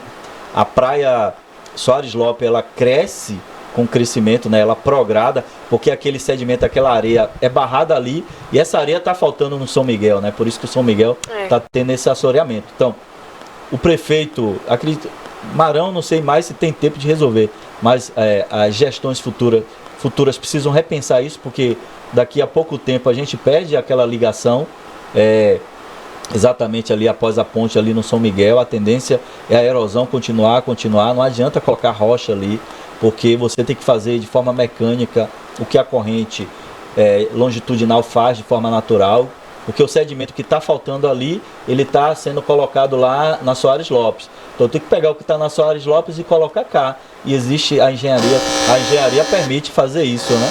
Com certeza, a gente teve um susto, problema aqui no som.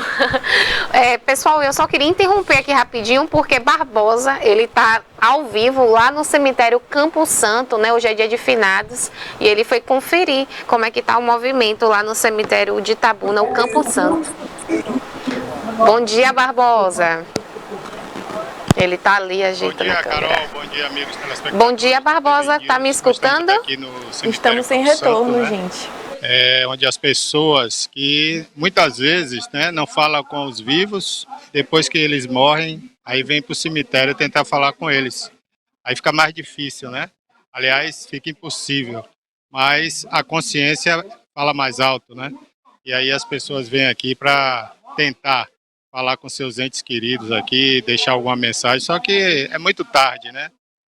Aonde eles estão nesse momento, não, pode ser em qualquer outro lugar, menos aqui, porque já se foram, né? Como diria o saudoso Fernando Gomes, né? Já estão em outro planeta, não estão mais aqui. Mas nesse momento está sendo celebrada uma missa aqui, pelo padre, né, da paróquia aí, da Igreja São José, e muita gente, né, nesse momento aqui visitando os túmulos, visitando aí as gavetas, né, aqui do cemitério Campo Santo em Itabuna. Esse é o mais movimentado. Nós temos 2 cemitérios em Itabuna. Esse cemitério, que é o chamado da Santa Casa, do Campo Santo, cemitério particular, e tem um outro cemitério particular também que fica ali, o semianel rodoviário, próximo à rodovia Ilhéus Itabuna. Mas esse cemitério, sem dúvida, é o mais movimentado, é o mais tradicional aqui de Itabuna. Aí, pelas imagens que vocês veem aí atrás, né? Muita gente aqui participando nesse momento das atividades aqui, com cerimônias, né? Com homenagens, colocando flores nos túmulos e também assistindo a uma missa nesse momento aqui no Campo Santo. O padre, inclusive, está falando sobre isso, né? Que tem pessoas que às vezes não valorizam as outras enquanto a vida, e depois que as pessoas partem, morrem, aí elas, né, a consciência fala mais alto e elas vêm aqui ao cemitério para tentar homenagear essas pessoas que não estão mais aqui. Muitas flores sendo vendidas aqui na porta, né? Velas, comércio como todo ano funcionando. Isso é bom para os ambulantes, né? Que geram uma renda extra aí nesse período do ano. O sol nesse momento é forte aqui em Itabuna. A cidade amanheceu aí nublada, chovendo, mas nesse momento aqui no cemitério do Campo Santo, no bairro do Pontalzinho, o tempo é muito bom, sol muito forte, inclusive, aqui no Campo Santo. Então, estamos aqui acompanhando tudo. A qualquer momento poderemos entrar de qualquer ponto da cidade. Eu volto aí com você no estúdio, Carol, a Heloísa e também o Roberto José hoje aí participando. Essa fala do padre, ele tem razão, a gente tem que dar valor às pessoas em vida, né? Mas hoje, como de costume, todo dia de finados, né? Todo dia 2 de novembro, as pessoas vão lá acender suas velas, fazer as suas preces e acompanhar a missa, né? Que tem o costume de acontecer lá no cemitério Campo Santo, como o Barbosa mostrou, né, ao vivo aí, né?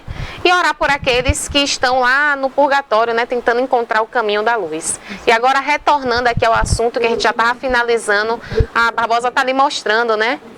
Como é que está o movimento? Perto, né, o movimento no cemitério Campo Santo, aqui de Itabuna, onde as pessoas estão indo, né, prestar homenagem a seus entes queridos que morreram, né, levar uma flor, uma vela, assistir a missa.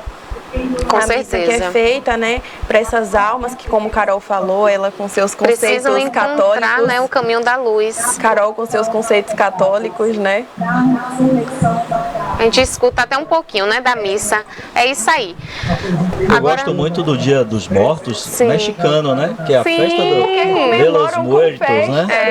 Isso. Porque lá é uma tradição maia e asteca, né? Exato. Então lá, inclusive, é comemorado no dia 2 de novembro. Fazem até pratos, né, para receber. Para né? receber são Inclusive, muito me oferendas. impressionou, eu estava estudando sobre isso na semana passada e eles fazem caveiras de açúcar derretido. Exatamente. Para como se fazer fosse uma festa de é como Halloween. realmente uma festa, eles não tratam a morte como algo A triste. memória da cliente que Isso. morreu. E o que é interessante, essa é uma festa dos índios, né? Que habitavam aquela região, que habitam até hoje os descendentes dele, os astecas e os maias.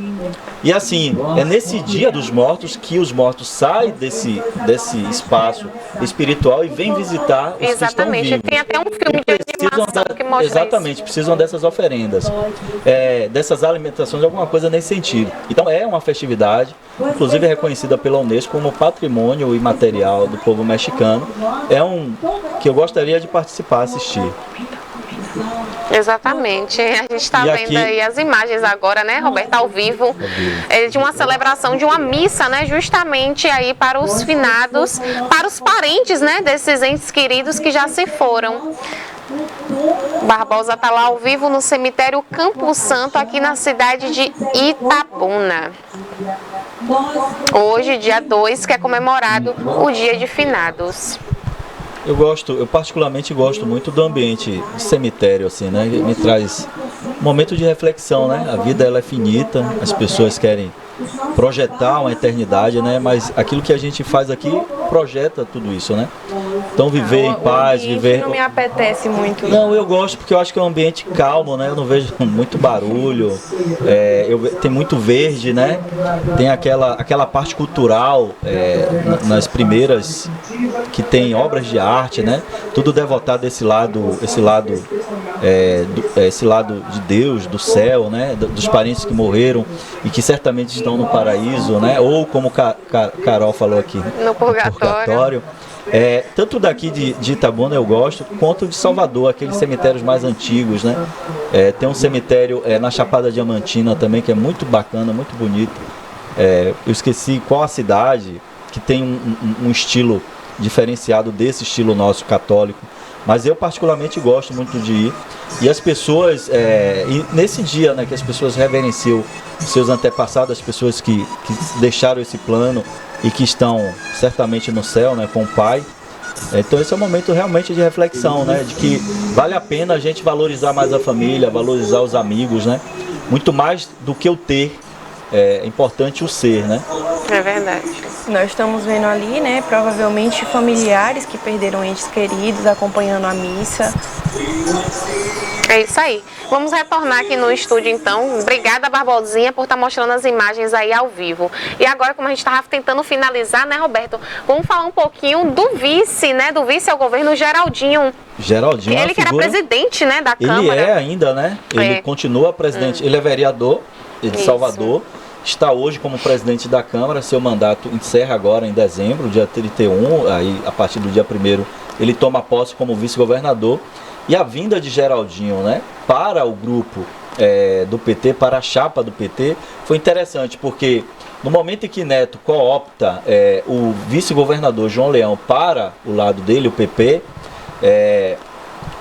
ao mesmo momento o Geraldinho sai do grupo de Neto e vai para o grupo de Jerônimo, né, o grupo do PT. E qual é a atividade de Geraldinho? Enquanto Jerônimo, enquanto Otto, enquanto os outros estavam fazendo campanha pelo interior do estado, Geraldinho estava dentro da capital. Então, em algum momento você tinha Geraldo em um local, na capital, você tinha Jerônimo, né, em outro, você tinha Otto em outro e Rui Costa em outro local. Então você tinha 4 a 5 frentes de campanha em todo o estado da Bahia. Até e Neto isso não foi tinha. mais organizado, né? Porque Neto não tinha, porque Neto ele não favoreceu que essas lideranças antigas continuassem, né? Pelo contrário, as lideranças antigas elas foram sendo sepultadas ao longo do tempo por ele. Cadê Embaçaí? Embaçaí, aleluia. Aleluia. Embaçaí, aleluia. Embaçaí agora ele é secretário no estado de São Paulo, né? Mas é uma liderança, né? Embaçaí foi prefeito, foi governador em um determinado momento que ele assumiu, ele era presidente da Câmara. Quando a ACM saiu para disputar o Senado e Paulo Souto ao Senado, ele assume como governador. Ele foi prefeito de Salvador, por 8 anos, então é uma liderança. Mas dessas outras lideranças, então Neto não teve essa liderança. Pelo contrário, quando ele chegava para uma liderança como o Zé Ronaldo, ele acabava desfazendo, Zé Ronaldo tá velho, a gente precisa de lideranças novas. E assim, sinceramente, o jovem do ponto de vista cronológico, nem sempre são jovens políticos, às vezes o pensamento é um pensamento atrasado, né? Eu posso citar aqui, por exemplo, Cristóvão Buarque, ex-senador da República, né? Ele foi reitor da UNB e, apesar de ser uma figura do ponto de vista cronológico, antigo, melhor dizendo, né? Mas ele, do ponto de vista progressista, mente jovem, né? Então não é porque a pessoa é jovem na idade que ele vai ter uma mente progressista. Pelo contrário, às vezes ele é uma figura reacionária, não a favor das mudanças, né? Então é bem isso, talvez é o que tem acontecido com o Neto. Então, à frente de Jerônimo acabou tendo várias pessoas movimentando a campanha, e a presença de Geraldinho, como ele é conhecido no grupo, né? Foi uma presença marcante. E Geraldinho elege o filho deputado estadual, que é o Matheus Júnior, que é o Matheus, melhor dizendo, e ele conseguiu movimentar a campanha de Salvador. Tanto que no segundo turno agora, Jerônimo teve quase 700 mil votos. Foi importante para tirar essa diferença e o interior vir depois ajudando nessa compensação de votos, né? Aí Jerônimo ganha com a margem superior a 400 mil votos. A presença de Geraldinho foi importante e colocando a pimenta. Muito provavelmente Geraldinho será candidato a prefeito de Salvador. Isso. É um candidato muito bom, porque se na campanha passada o PT não teve candidato, colocou o Major Denise, que nem se elegeu deputada federal, não tinha nomes. Que era o nome do PT? Pelegrino, que passou várias vezes? Não. Agora tem, que não é do PT, é o Geraldo, que pertence ao MDB, o Geraldinho. É muito provável que Geraldinho seja, daqui a 2 anos, candidato a prefeito de Salvador e com uma penetração marcante, principalmente nas periferias de Salvador.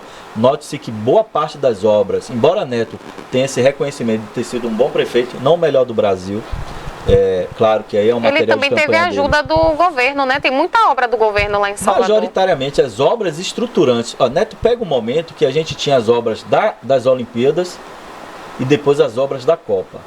Terminado esse período, Rui continuou fazendo investimento como estava se fazendo no período da Copa e das Olimpíadas. E aí Salvador, essas obras estruturantes, essas novas avenidas, essas novas pontes e viadutos em Salvador, a obra do metrô de Salvador, que de fato coloca Salvador no século XXI, foram obras tocadas pelo governo do estado. As obras de encostas também em Salvador são obras importantes que está ali presente na periferia, e o Geraldinho vai saber se aproveitar muito bem disso. A gente tem surpresas, passa a ter uma pré-campanha, uma campanha para prefeito bastante acirrada em Salvador. É verdade, Roberto. Eu quero agradecer a sua participação, né? A gente tinha muito assunto para falar, tanto que acabou segurando o Roberto um pouco mais, porque era muita coisa, né? Gustavo, quer fazer alguma pergunta? Sim, eu estou aqui. Agradeço. Bom dia, Gustavo. Bom dia, essa bancada bonita. Roberto também, um abraço. Roberto, você viu que foi exclusão, né? A bancada é bonita, Roberto também, um abraço, né? Então, eu entrei aqui, eu estava me arrumando aqui, aí a Rafa já me botou. Na verdade, a gente está comentando aqui, e meu tema hoje, a nossa participação aqui, vai falar exatamente o que o Roberto está comentando. A gente tem essa sinergia aqui no nosso TVI News, e nosso tema aqui vai ser sobre isso. Eu vou trazer para vocês aqui, daqui a pouquinho, uma entrevista com são 3 jovens, cada um com uma liderança. Vitória da Conquista, Roberto, trouxe aqui já tem uma história, uma história esquerda que é muito famosa, muito conhecida, porque Vitória da Conquista, desde a época de ACM Avô, já se manifestava contra a questão ao próprio ACM Avô, né, o ACM Cabeça Branca. Então, a gente está aqui, talvez hoje num momento parecido, é um momento diferente porque a gente está com o Moderno, com outras pessoas, outras figuras, e aí você como analista, e você também com essa capacidade, sabedoria que você tem, eu queria que você conhecesse esses 3 caras. Eles são o presidente do PT de Vitória da Conquista, foi vice-presidente do PT da Bahia, o advogado que coordenou a campanha aqui de Jerônimo em Vitória da Conquista, você está falando isso agora, e também o presidente do PCdoB, também um outro jovem, e a gente aqui está trazendo o seguinte: Vitória da Conquista hoje tem um deputado reeleito federal que é o Valdenor. Um deputado estadual reeleito, José Raimundo. Outro deputado estadual reeleito também, Fabrício. E um queridinho da internet que vocês vão conhecer, que é o Xandó, que ele foi vereador e agora é o deputado, foi candidato a deputado federal, não se elegeu, mas é um cara muito, muito expressivo hoje dentro da história do PT. E eu queria conversar com vocês aqui, se vocês me permitirem, as meninas da bancada também, Roberto, se você puder depois, Roberto, eu queria trazer só vocês conhecerem esses três caras, os primeiros. Xandó a gente vai trazer depois. Eu queria que a gente mandasse a matéria aqui e vocês comentarem sobre isso. Pronto. Já estamos com a matéria, produção? Rodar a matéria já, né, Gustavo? Você está conseguindo me ouvir? Porque eu acho que aqui travou. Pronto, a gente vai rodar sim a matéria. Aguarda aí um pouquinho no link, que eu estou só finalizando aqui. Eu quero agradecer a Roberto pela participação, porque hoje, Gustavo, coloquei Roberto para falar, viu? A gente tinha tanto assunto pendente de política. O cenário foi tão movimentado e as coisas que aconteceram aí após a eleição movimentou também. Então foi bastante assunto. Roberto, obrigada pela participação e por trazer tanto conhecimento assim pra gente. Realmente você é sensacional. Não, eu estou à disposição, eu que agradeço, né? Quarta-feira que vem estarei presente. Eu gosto de fazer presencialmente, né? É melhor. A gente também preferia, viu? Presencialmente é melhor. E trazendo a informação, Fabrício, deputado estadual pelo PCdoB, foi meu colega de faculdade lá em Conquista. Olha aí. Então, o que eu aprendi sobre o marxismo foi com o Fabrício, viu? Na época ele era gerente da FETAG lá, né? E eu sempre tomava café lá na FETAG com ele. Então, as coisas que eu sei sobre marxismo eu aprendi com ele. Então, um companheiro, uma figura, gente boa demais. Gosto demais de Fabrício, viu? Eu fico feliz pela recondução dele. Eu sou um privilegiado, né? Você foi, se você estiver no estúdio ainda, você vai ver aí a entrevista com Glauber Rocha, que é o assessor de Fabrício, o presidente do PCdoB. Ele vai estar aí falando com você daqui a pouquinho aí. Agora, só um detalhe, aproveitando que Roberto aí, as meninas, também dizer o seguinte: nesse momento aqui está acontecendo um movimento dentro da cidade. Aliás, não é na lateral, a BR-116 está liberada, mas aqui próximo está acontecendo um movimento, uma reunião das pessoas reclamando, etc., e questionando o resultado da eleição, aqui no centro, próximo daqui de Vitória, de onde eu estou agora, do meu escritório, viu? Entendi. Pois é. Então, Gustavo, tem um vídeo aí, pode chamar o vídeo. Então, pronto. Então, aproveitar que o Roberto aí, com essa capacidade que tem, e vocês duas também, que vocês são muito inteligentes, vão entender. Eu vou apresentar três caras que são responsáveis hoje pela a vitória do PT em Vitória da Conquista. Na verdade, a Sheila conseguiu fazer a vitória da Semineco aqui, com 119 mil votos, mas só que a cidade, como um todo, acabou votando no PT. Então, são três caras. Um é o presidente do PT, um jovem também, e foi vice-presidente do PT da Bahia. Outro é o presidente do PCdoB, o Glauber Rocha. O Isaac é o presidente do PT. E também um advogado, e a gente vai conversar com eles daqui a pouco. Vocês vão ouvir aqui qual é o pensamento deles. Eu acho que vai corroborar com o que vocês estavam falando agora. Pode soltar o vídeo. Primeiramente, queria saudar você aí, Gustavo, dizer da alegria de estar aqui contigo, com o Edson, também meu colega, os dois colegas advogados, também aqui com o Dr. Glauber, o meu irmão aqui, meu presidente do PT, Isaac, dizer da satisfação de estar com vocês aqui. Glauber como presidente do PCdoB. Bom, respondendo a sua pergunta, eu sou muito claro, eu acredito que o povo brasileiro, ele teve um momento, né, na sua democracia, vivenciando 4 anos de um estilo de governo que eu faço uma oposição contundente e forte, porque não acredito naqueles ideais e principalmente por causa da trajetória de vida e principalmente com algumas questões de ataque à democracia que a gente percebe claramente. Mas tenho um respeito às pessoas que escolheram esse projeto que vai se findar e agora em dezembro. Respeito, tenho colegas que são muito queridos e eu tenho toda essa tranquilidade de também lidar com eles, eles falam o ponto de vista deles, eu também falo o meu e a gente se respeita.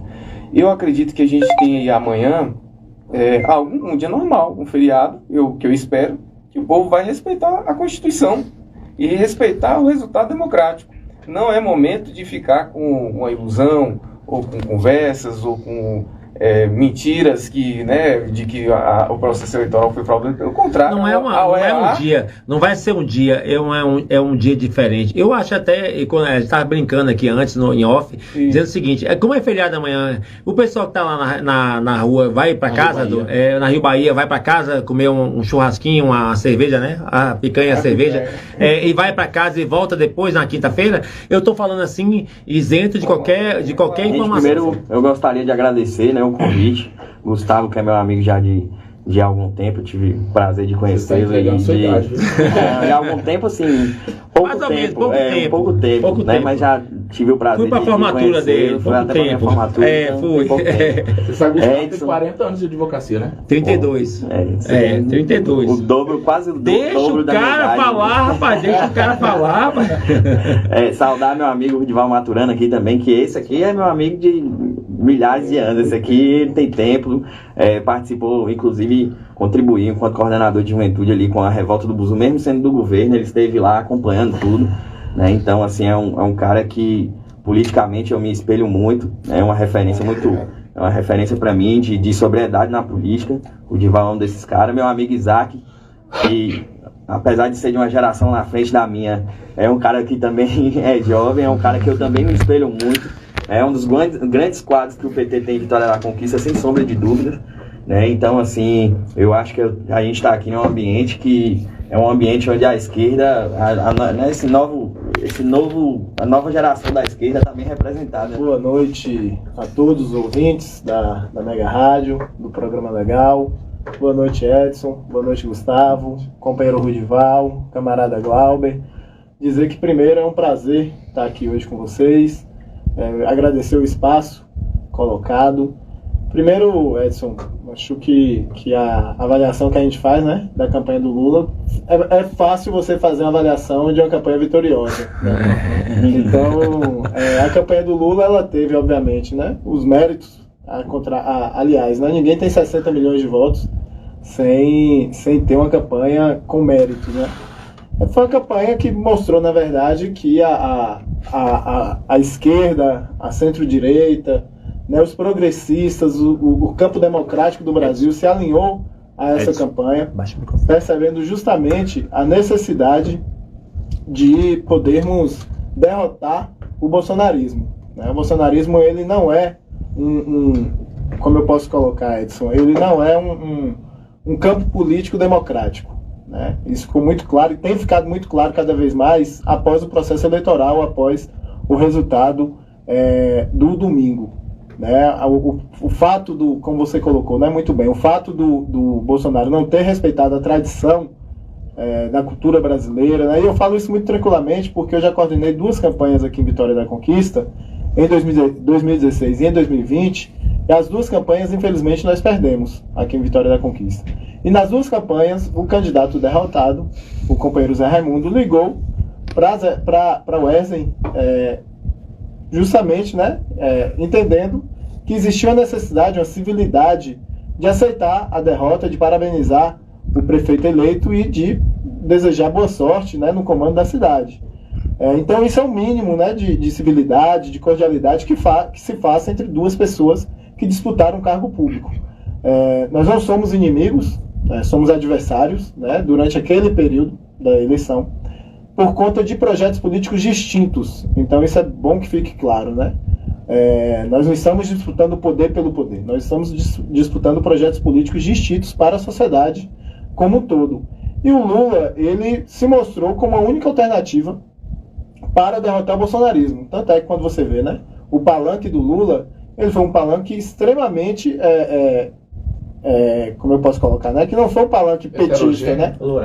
Foi um palanque plural, um palanque heterogêneo, não foi um palanque petista, né? Inclusive o Lula falou em um comício, né, virou para a Gleisi e falou assim: Gleisi, esse governo não é apenas o PT, né? Porque de fato não, é um governo das forças progressistas. Então a gente tem o entendimento que o governo Lula será um governo, como ele fez no seu primeiro discurso, um governo de não existir 2 Brasis, de governar para os 215 milhões de habitantes desse país. Isso nos coloca uma esperança de que a gente vai passar por esse pesadelo, né? A gente está no final desse pesadelo agora, com essa maluquice de interdição de estradas, né? Na minha opinião, o Bolsonaro, ele ajuda muito no seu silêncio, né? A fazer com que as pessoas se coloquem como golpistas, né? Ele é tão covarde, Edson, só abrir esse parênteses, que ele não tem coragem de dar o golpe. E deixa as pessoas deixa que as pessoas que o apoiam façam esse movimento de tentar causar instabilidade no país, para que existam condições de alguma instabilidade política no país. Né? Algo parecido com o que o Trump fez, né, nos Estados Unidos, né, no Capitólio. Então ele espera repetir aquilo dali. Agora, as instituições brasileiras estão funcionando, né, tanto é que o STF, o TSE, todos têm dado, né, demonstração de que não vai aceitar isso. Destacando que Xandão tá brocando, né? Xandão levou essa eleição na unha. Né? Foram muitas armadilhas. Quem diria, hein? Quem diria? Né? Foram muitas armadilhas. E foi o Temer que indicou o Xandão, né? Mas assim, aí é o processo democrático, né? Porque assim, o Temer fez inclusive um processo de transição para o governo Bolsonaro, um processo de lisura, um processo tranquilo e veja só um outro parênteses aqui. Quando nós sofremos o impeachment, que eu volto a falar que foi um golpe, né, em 2016, nós respeitamos o processo constitucional do processo de impeachment. Não houve por parte do Partido dos Trabalhadores nenhuma interdição, nós não fomos bloquear estradas. Né? Nós entendemos que tinha sido um processo, apesar de entendermos que era injusto, mas houve um processo dentro da Constituição. Então, a única coisa que nós dissemos naquele momento é: nós votaremos, como voltamos no domingo. Verdade. Né? E aí, prenderam Lula, deram o golpe, né? E mesmo assim a população brasileira ela reconhece que o nosso projeto político é o melhor projeto político que existe para o país, né? Nesse momento, nessa conjuntura atual. Em relação à campanha do Bolsonaro, foi uma campanha de fake news, né? Uma campanha, na minha opinião, mentirosa em diversos sentidos. O Bolsonaro mentiu o tempo inteiro na TV, no seu programa de TV, dizia que o Auxílio Brasil tinha sido ele a instalar, quando a gente sabe que ele queria dar um auxílio de R$200 durante a pandemia, né? E o Congresso obrigou que ele desse um aumento no valor do Auxílio Brasil naquele momento da pandemia, né? Então foi uma campanha extremamente mentirosa o tempo inteiro, né? Porque o Bolsonaro, ele, na verdade, ele governou o Brasil durante 3 anos e meio, não cumprindo nem aquilo que ele prometeu para a direita, né? Porque ele prometeu privatização, ele prometeu o máximo possível, né? De ser liberal do ponto de vista da política econômica. E a gente viu, na verdade, um Bolsonaro que fazia intervenção na Petrobras, um Bolsonaro que não conseguiu cumprir em nenhum momento, né, não conseguiu cumprir meta fiscal, que aumentou o teto de gastos. Se aliou ao Centrão. Né, se aliou ao Centrão, né, que ele disse o tempo inteiro. Inclusive, depois disse que ele era o Centrão. Né? É verdade. Ele se candidatou no partido do Centrão. Talvez o partido mais centrão que existe, que é o do Valdemar Costa Neto. Né? O representante do centrão é o Valdemar Costa Neto. Né? Fez um orçamento secreto, né? Colocou o orçamento do país inteiro na mão dos deputados, a troco de voto.